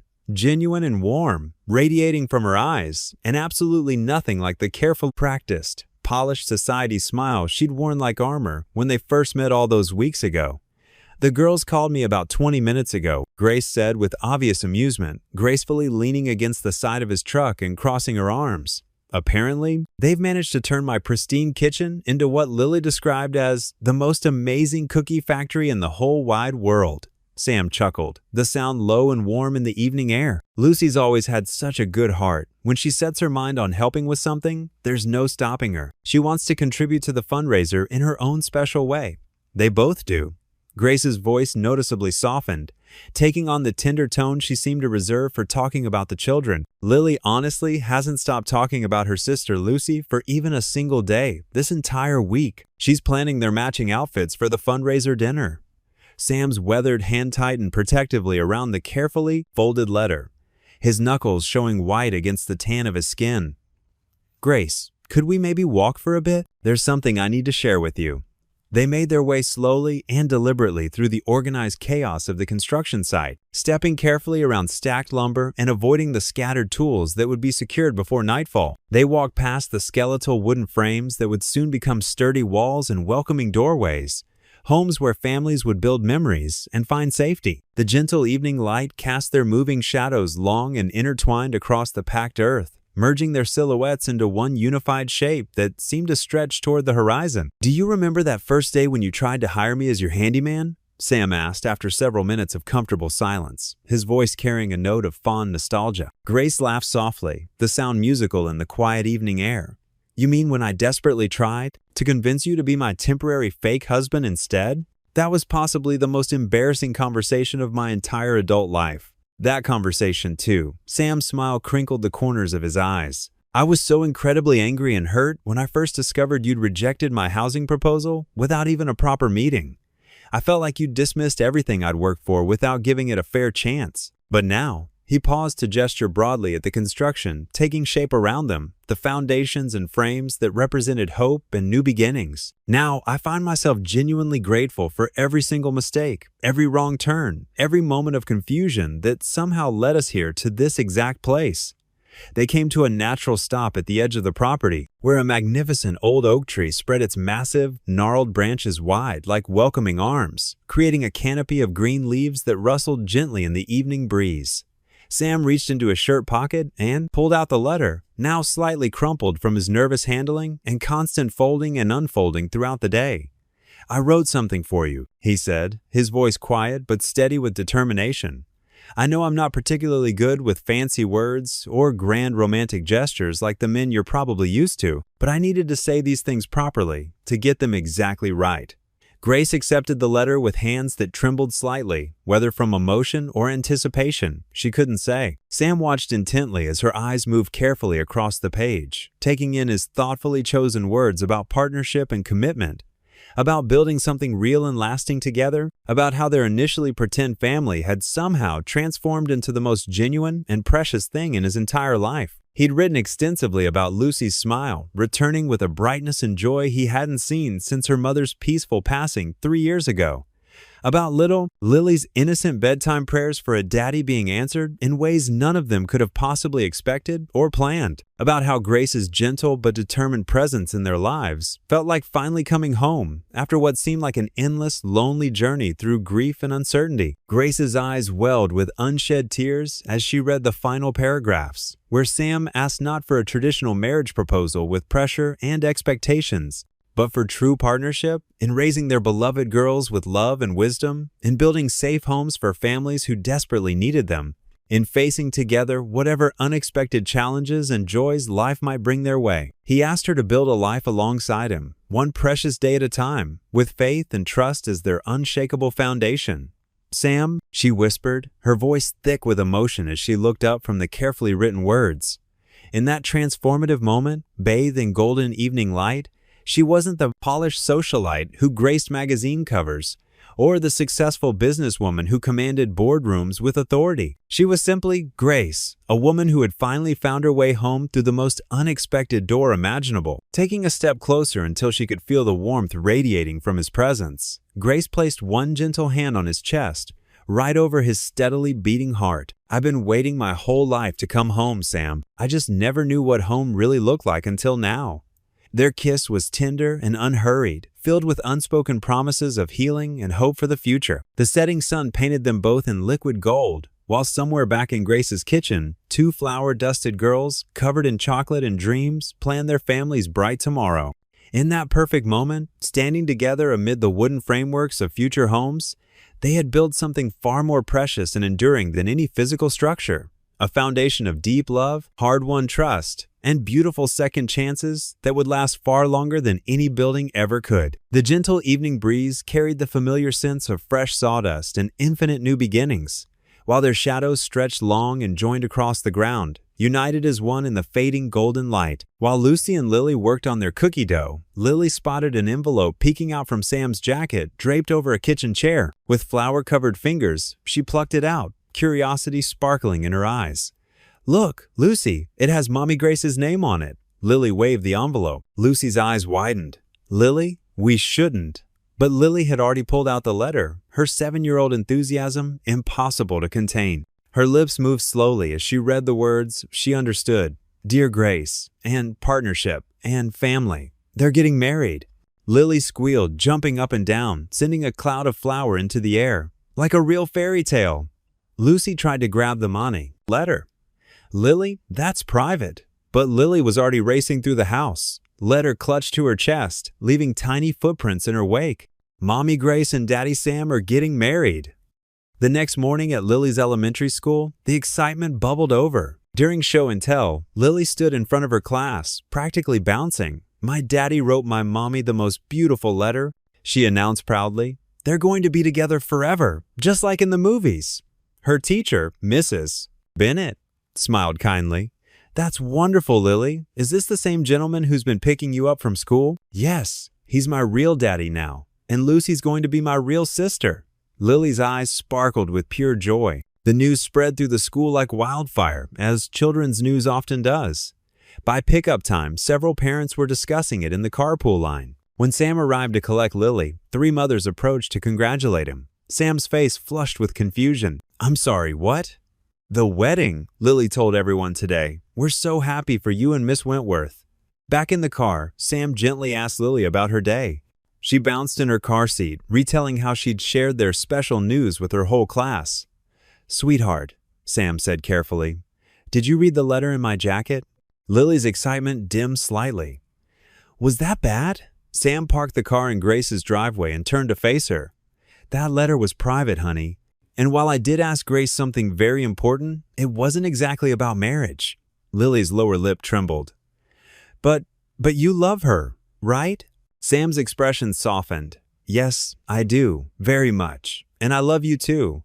But grown-up relationships need time to grow, like the flowers in Grace's garden. We can't rush them." Grace met them at the door, having already received several congratulatory texts from school parents. Her eyes held a mix of amusement and concern. They sat Lily down in the living room, where sunshine streamed through tall windows and caught the tears gathering in her eyes. Grace held her small hand while Sam explained. "The letter was about being partners," Sam said gently. "About building a family together, step by step. It's like constructing one of our houses. We need a strong foundation first." "But you're still my daddy?" Lily's voice was small and uncertain. Grace squeezed her hand. "Nothing changes that, sweetheart. Sam loves you, and I love you, and Lucy loves you. We're already a family in all the ways that matter most." That evening, after homework and dinner, Lily found Sam in the garden. He sat on the wooden bench he'd built last month, watching the sunset paint the sky in soft pinks and oranges. She climbed onto his lap, something she'd started doing naturally, as if she'd always belonged there. "Daddy Sam?" she whispered. "Yes, sweetheart. Are you really my daddy now?" Her eyes searched his face, holding all the hope and fear a child could possess.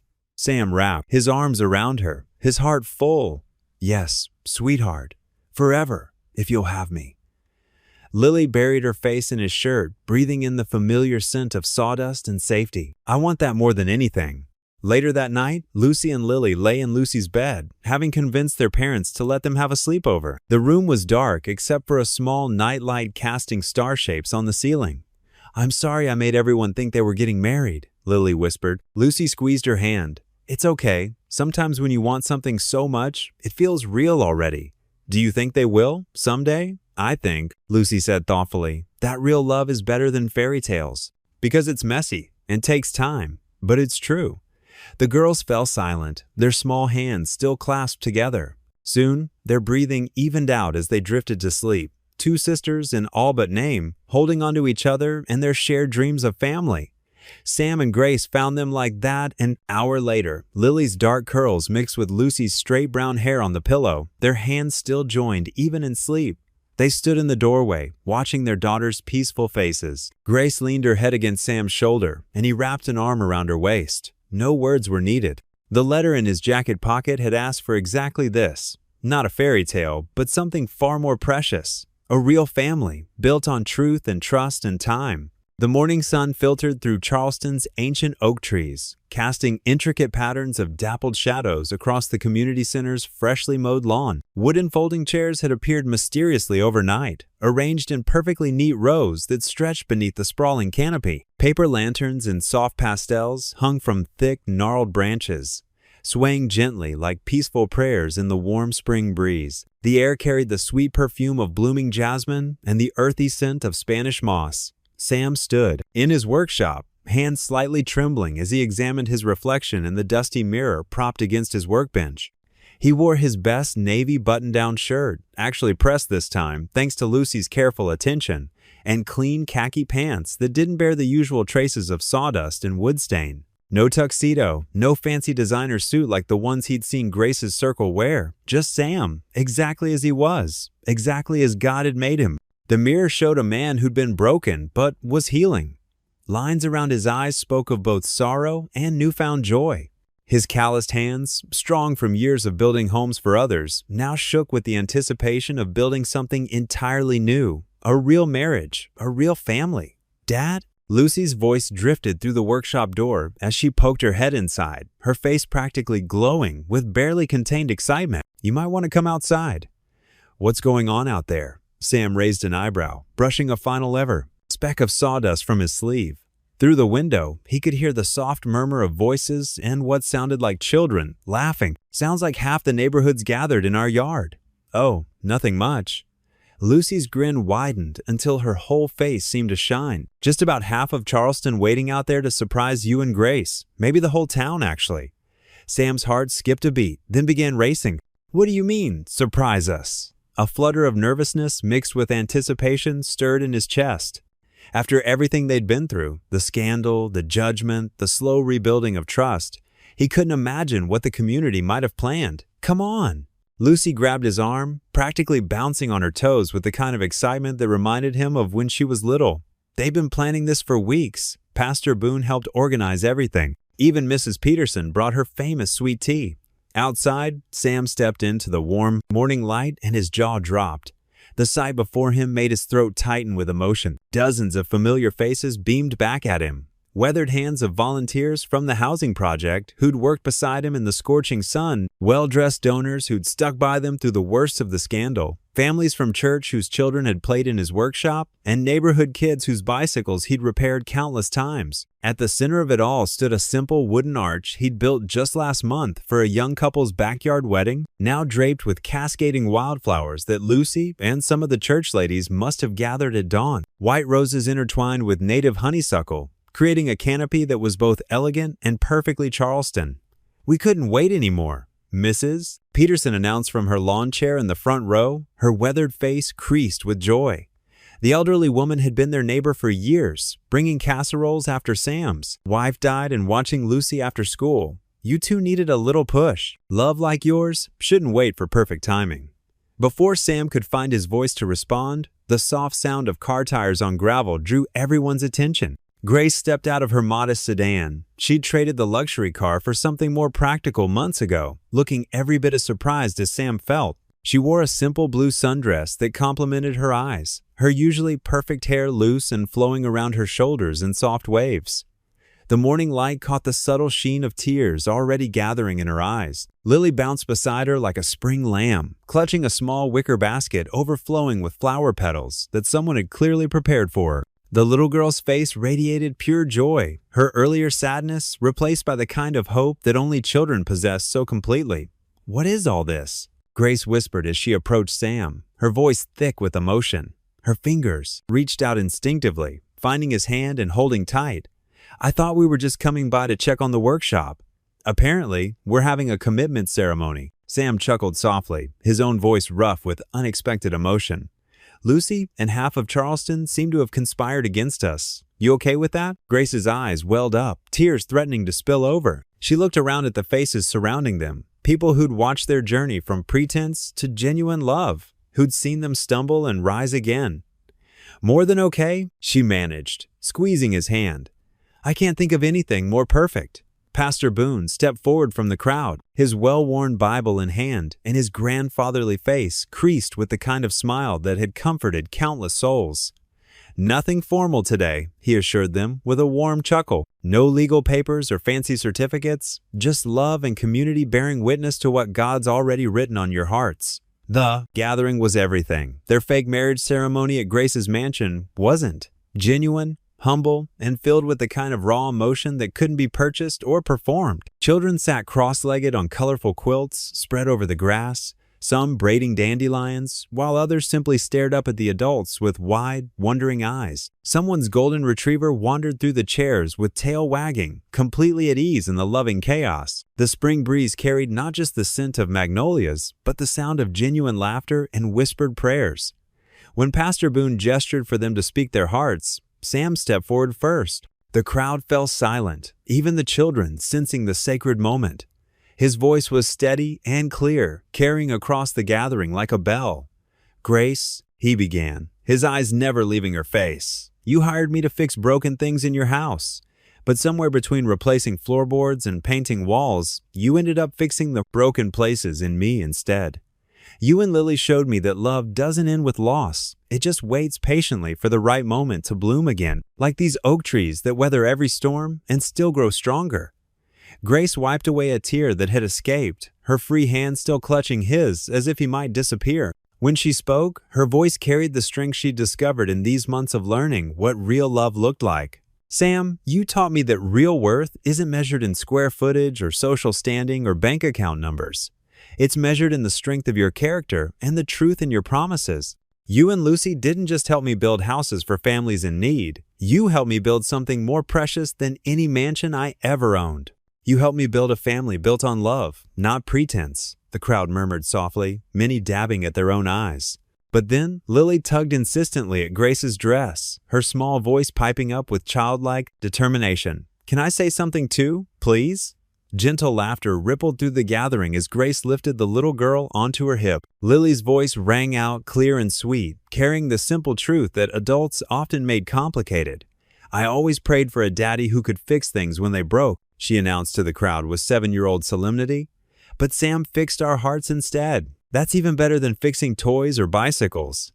Lucy stepped forward then, her acoustic guitar in hand, the same instrument her mother had taught her to play years ago. She strummed a simple melody, one she'd been practicing in secret, while Pastor Boone spoke about love, faith, and the kind of second chances that only grace could provide. The soft music drifted over the gathering like a blessing, and there wasn't a dry eye to be found. Grace reached into her small purse and pulled out a delicate velvet box she'd been carrying for weeks, waiting for the right moment. Inside was a silver bracelet, simple but beautiful, with a small heart charm that caught the morning light. Lucy, she said softly, her voice trembling with emotion, I know you had a wonderful mother who loved you deeply. I would never try to replace her or take away those precious memories. But I'd be deeply honored to be your other mom, if you'll have me in that role. Lucy's hands trembled as Grace fastened the bracelet around her wrist with gentle fingers. The teenager stared at the silver chain for a moment, then threw her arms around Grace's neck, holding tight while happy tears streamed down both their faces. Pastor Boone's words were simple but profound, carrying the weight of Scripture and the warmth of a grandfather's blessing. Sam and Grace, before God and this community that loves you both, do you promise to love each other faithfully, support each other through joy and sorrow, and build a life together grounded in faith and truth? We do, they answered in unison, their voices, strong and certain. No rings were exchanged. They'd handle that detail properly later, perhaps in a quiet moment just between them. Instead, Sam reached for Lily, swinging her up onto his broad shoulders as everyone burst into applause and cheers. Grace took Lucy's hand, her heart so full she thought it might burst. and together they walked down the makeshift aisle under the ancient oaks that had witnessed countless seasons of growth and change. Someone, probably Mrs. Peterson in her quilting circle, had decorated Sam's old pickup truck with colorful streamers and a hand-painted sign that read, "Finally Real," in cheerful script. The ancient engine sputtered to life with its familiar rumble as Sam helped Grace into the passenger seat, his hand lingering on hers. "Where are we going?" Grace laughed as Sam pulled away from the curb, waving at the crowd of well-wishers who'd made their spontaneous ceremony possible. "Does it matter anymore?" He grinned, reaching for her hand and intertwining their fingers. "We're already home, wherever we are together." The old truck rattled down the oak-lined street, their laughter trailing behind them like music carried on the sweet Charleston breeze.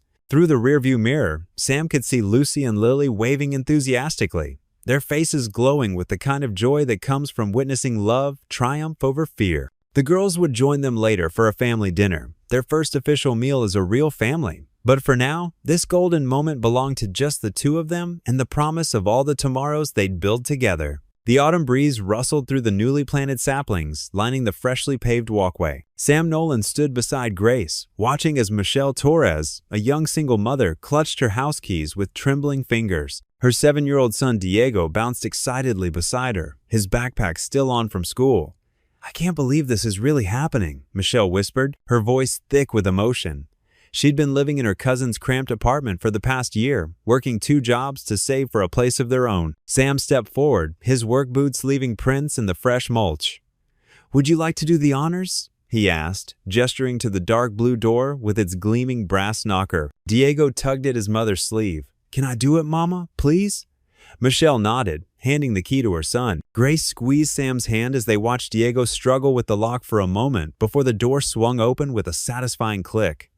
The interior welcomed them with the smell of fresh paint and new carpeting. Sunlight streamed through energy-efficient windows, illuminating the open-concept living area.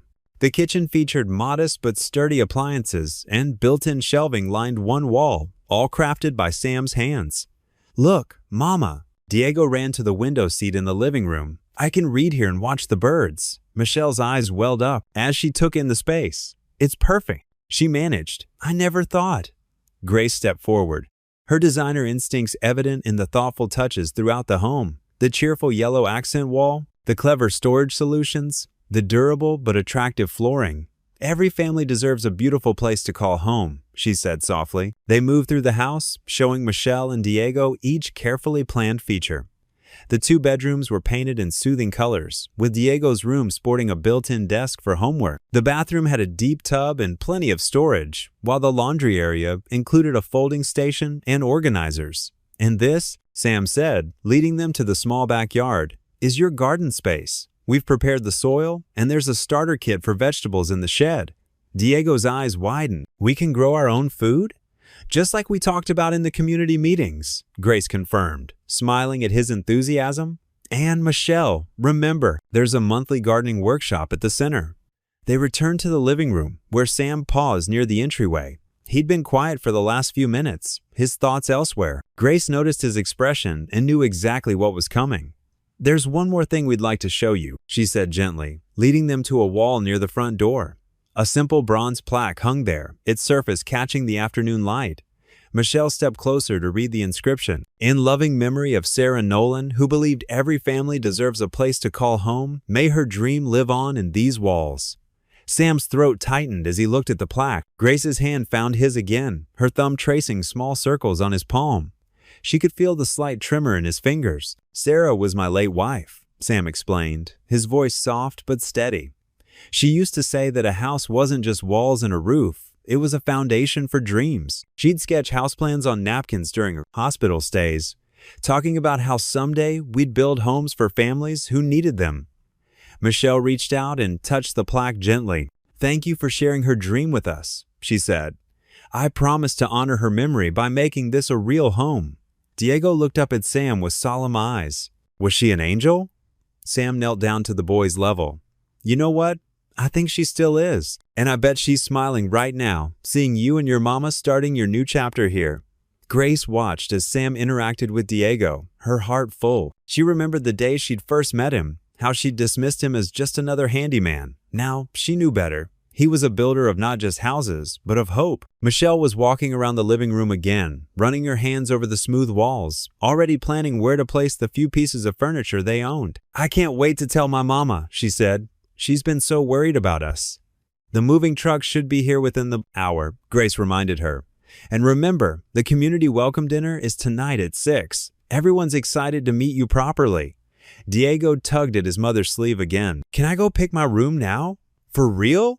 "Go ahead, mijo," Michelle laughed, watching as he raced down the hallway. As Diego's footsteps echoed through the house, Sam stood before the plaque, his fingers tracing the letters of Sarah's name. Grace wrapped her arm around his waist, leaning her head against his shoulder. "She would be proud of you," Grace whispered, echoing the words she'd been holding in her heart all morning. Sam's eyes were bright with unshed tears, but his smile was genuine. He nodded slowly, his voice barely audible. "She is." The December air filled with the scent of pine and cinnamon as Grace balanced carefully on a stepladder, hanging delicate glass ornaments on the towering Christmas tree. Lucy stood below, untangling a string of white lights with practiced patience. A little to the left, "Mom," Lucy called up, using the term that had slipped naturally into their conversations over the past few months. Grace's heart warmed at the word, just as it did every time. "Here?" Grace adjusted the sparkling angel ornament. "Perfect," Lucy beamed, her dark hair catching the twinkling lights. "This tree is going to be amazing when we're done." Through the large window of their living room in the community center, Grace could see Sam and Lily bundled up against the cold, sitting at a wooden workbench he'd set up on the covered porch. Small curls of wood shavings fell around them like pale confetti as Sam guided Lily's small hands holding the carving tool. "Careful now, princess." Sam's voice carried through the glass. "Nice and slow, just like I showed you." Lily's tongue poked out in concentration as she worked on the small piece of wood. Her pink winter hat was dusted with wood shavings, making her look like she'd been caught in a tiny snowstorm. "Look, Daddy!" Lily held up her creation proudly. "It's starting to look like a star." Grace stepped down from the ladder and moved to the window, watching as Sam examined the wooden ornament with exaggerated seriousness. "Well, would you look at that? You're a natural, sweetheart. Just needs a little sanding here." He demonstrated the gentle motion, and Lily copied him with determination. Lucy appeared beside Grace, both of them watching the scene unfold.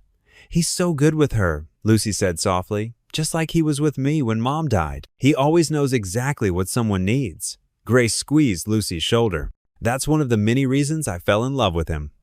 The afternoon passed in a flutter of activity as they prepared for the community dinner. The center's large dining room slowly filled with the warm aromas of roasting turkey and fresh-baked rolls. Residents from the newly completed homes began arriving, carrying dishes and wearing bright holiday sweaters.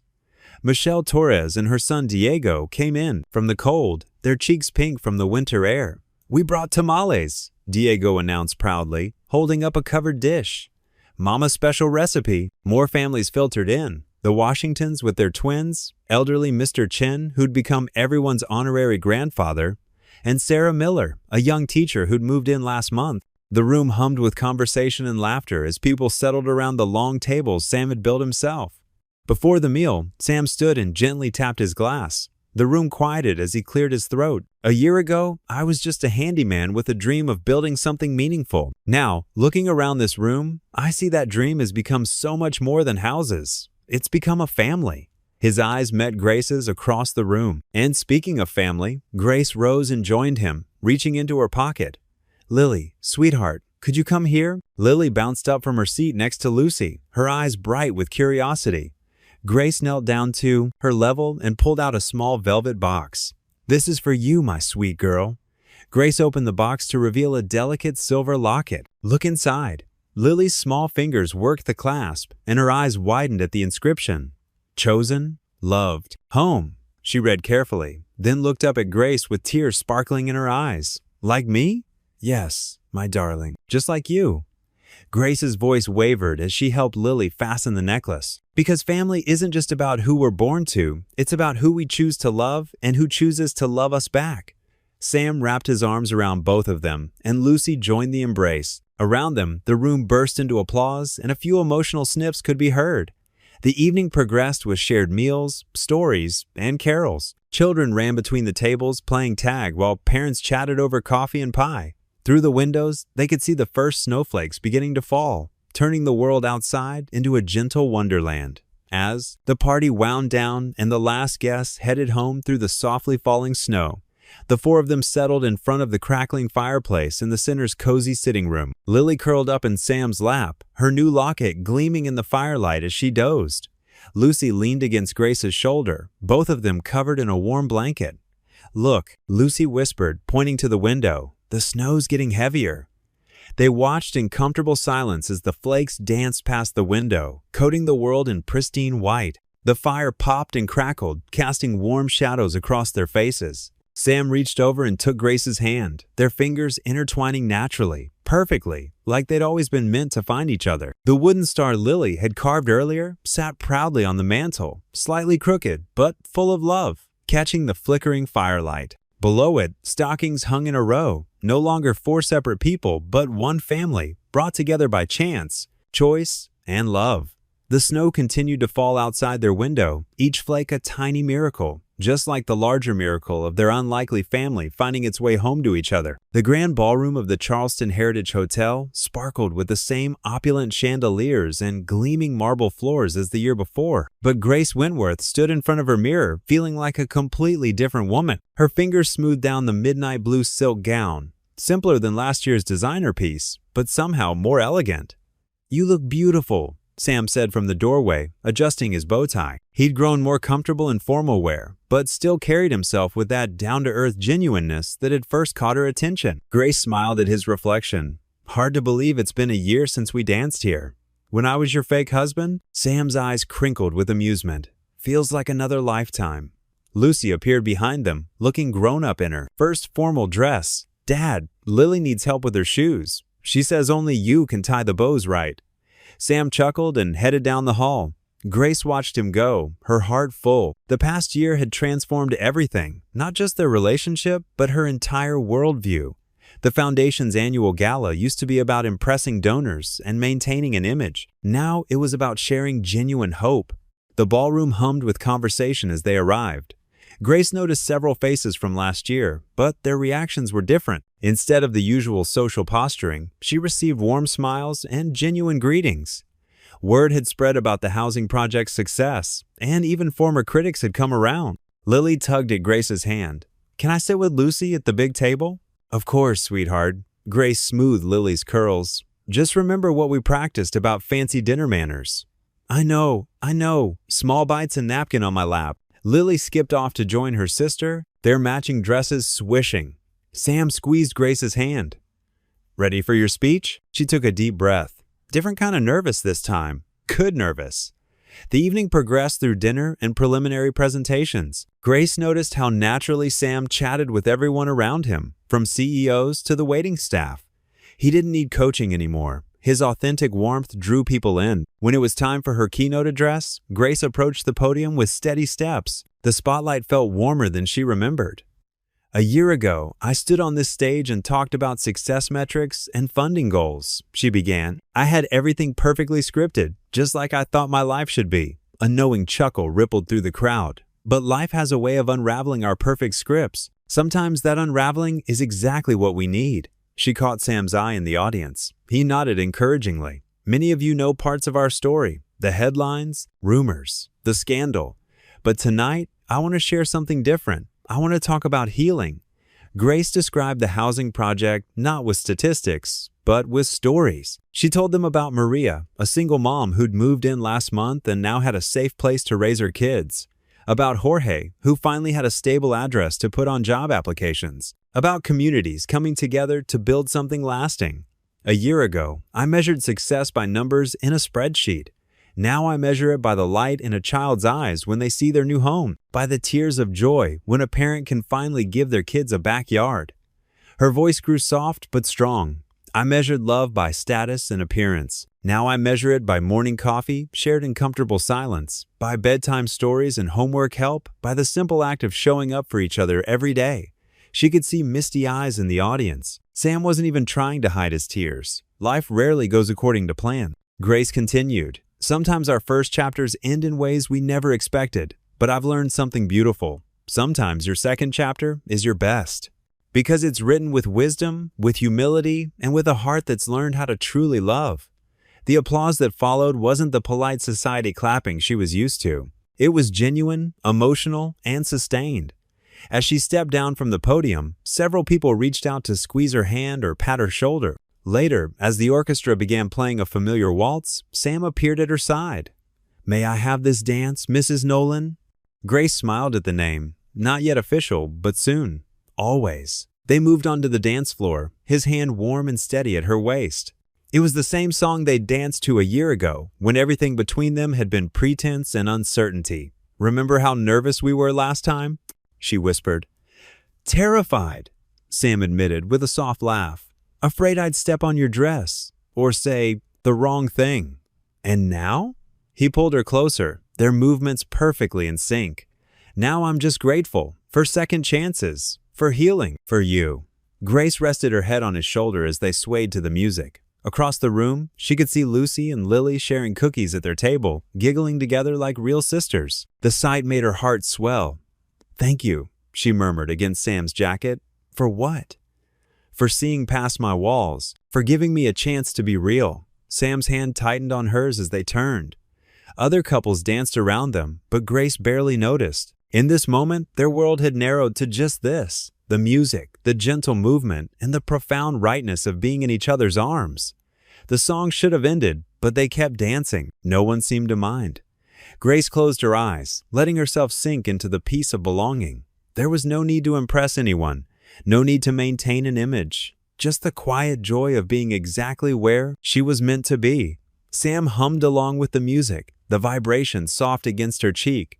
They moved together without thinking, two hearts beating in perfect time. This wasn't just a dance anymore. It was a promise, a celebration, a homecoming. And this time, they didn't let go.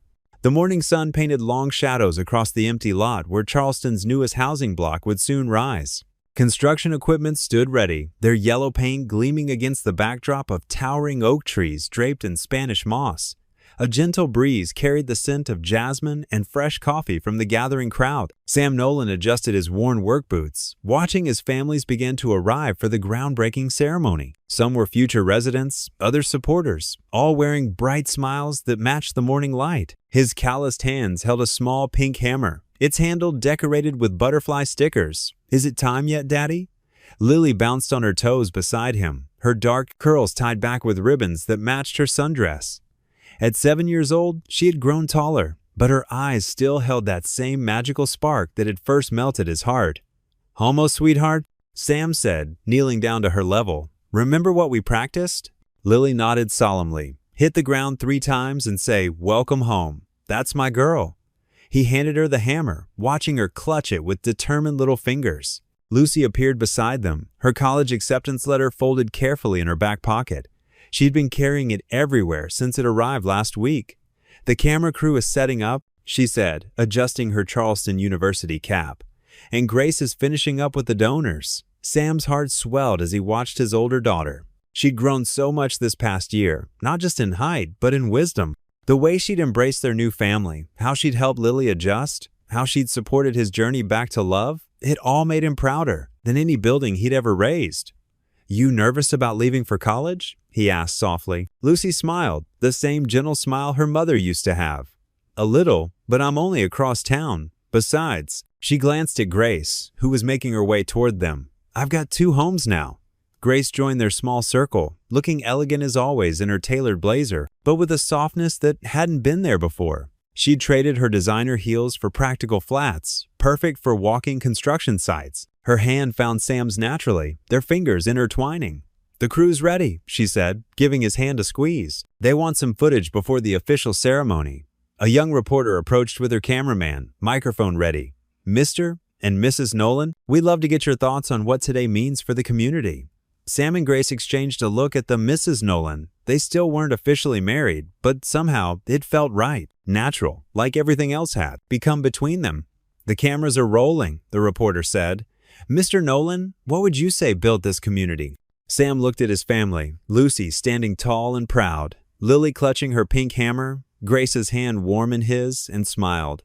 "Faith," he said simply, "and one stubborn woman who taught me that sometimes the best foundations aren't made of concrete." Grace blushed, but her eyes shone with pride. The reporter turned to her next. Miss Wentworth, did you ever imagine your foundation would take this direction? Honestly, no. Grace pulled Lily closer with her free hand. I used to think success meant impressive buildings and prestigious names. But real legacy? She looked at Sam. It's in the lives we touch, the families we help, the love we share. More people gathered around them as the ceremony's start time approached. Sam recognized faces from their journey, volunteers who'd helped with construction, donors who'd stayed loyal through the scandal, families who'd found hope in their first completed units. The podium stood ready, decorated with fresh flowers. Behind it, architectural renderings showed the future building. 3 stories of thoughtfully designed apartments, a community garden, and a playground that Lily had helped design. With extra swings, "Daddy! Places, everyone!" the event coordinator called. They gathered at the marked spot where the foundation would begin. Sam handed out golden shovels to the officials, but his eyes were on Lily, still clutching her pink hammer with determination. "Ladies and gentlemen," Grace began her speech, her voice clear and strong. "A year ago, I stood at a different podium, wearing a different mask. Today, I stand here as myself, someone who learned that the greatest designs aren't found in magazines, but in the blueprint of an open heart." The crowd applauded, and Sam felt Lucy slip her hand into his free one. His daughter leaned close and whispered, "Mom would be so proud of us." "Dad," Sam squeezed her hand, knowing it was true. His late wife had always believed in building something meaningful. Now, looking at the family surrounding him, he knew he'd built something more precious than he'd ever dreamed possible. "Ready?" Grace asked, picking up her shovel.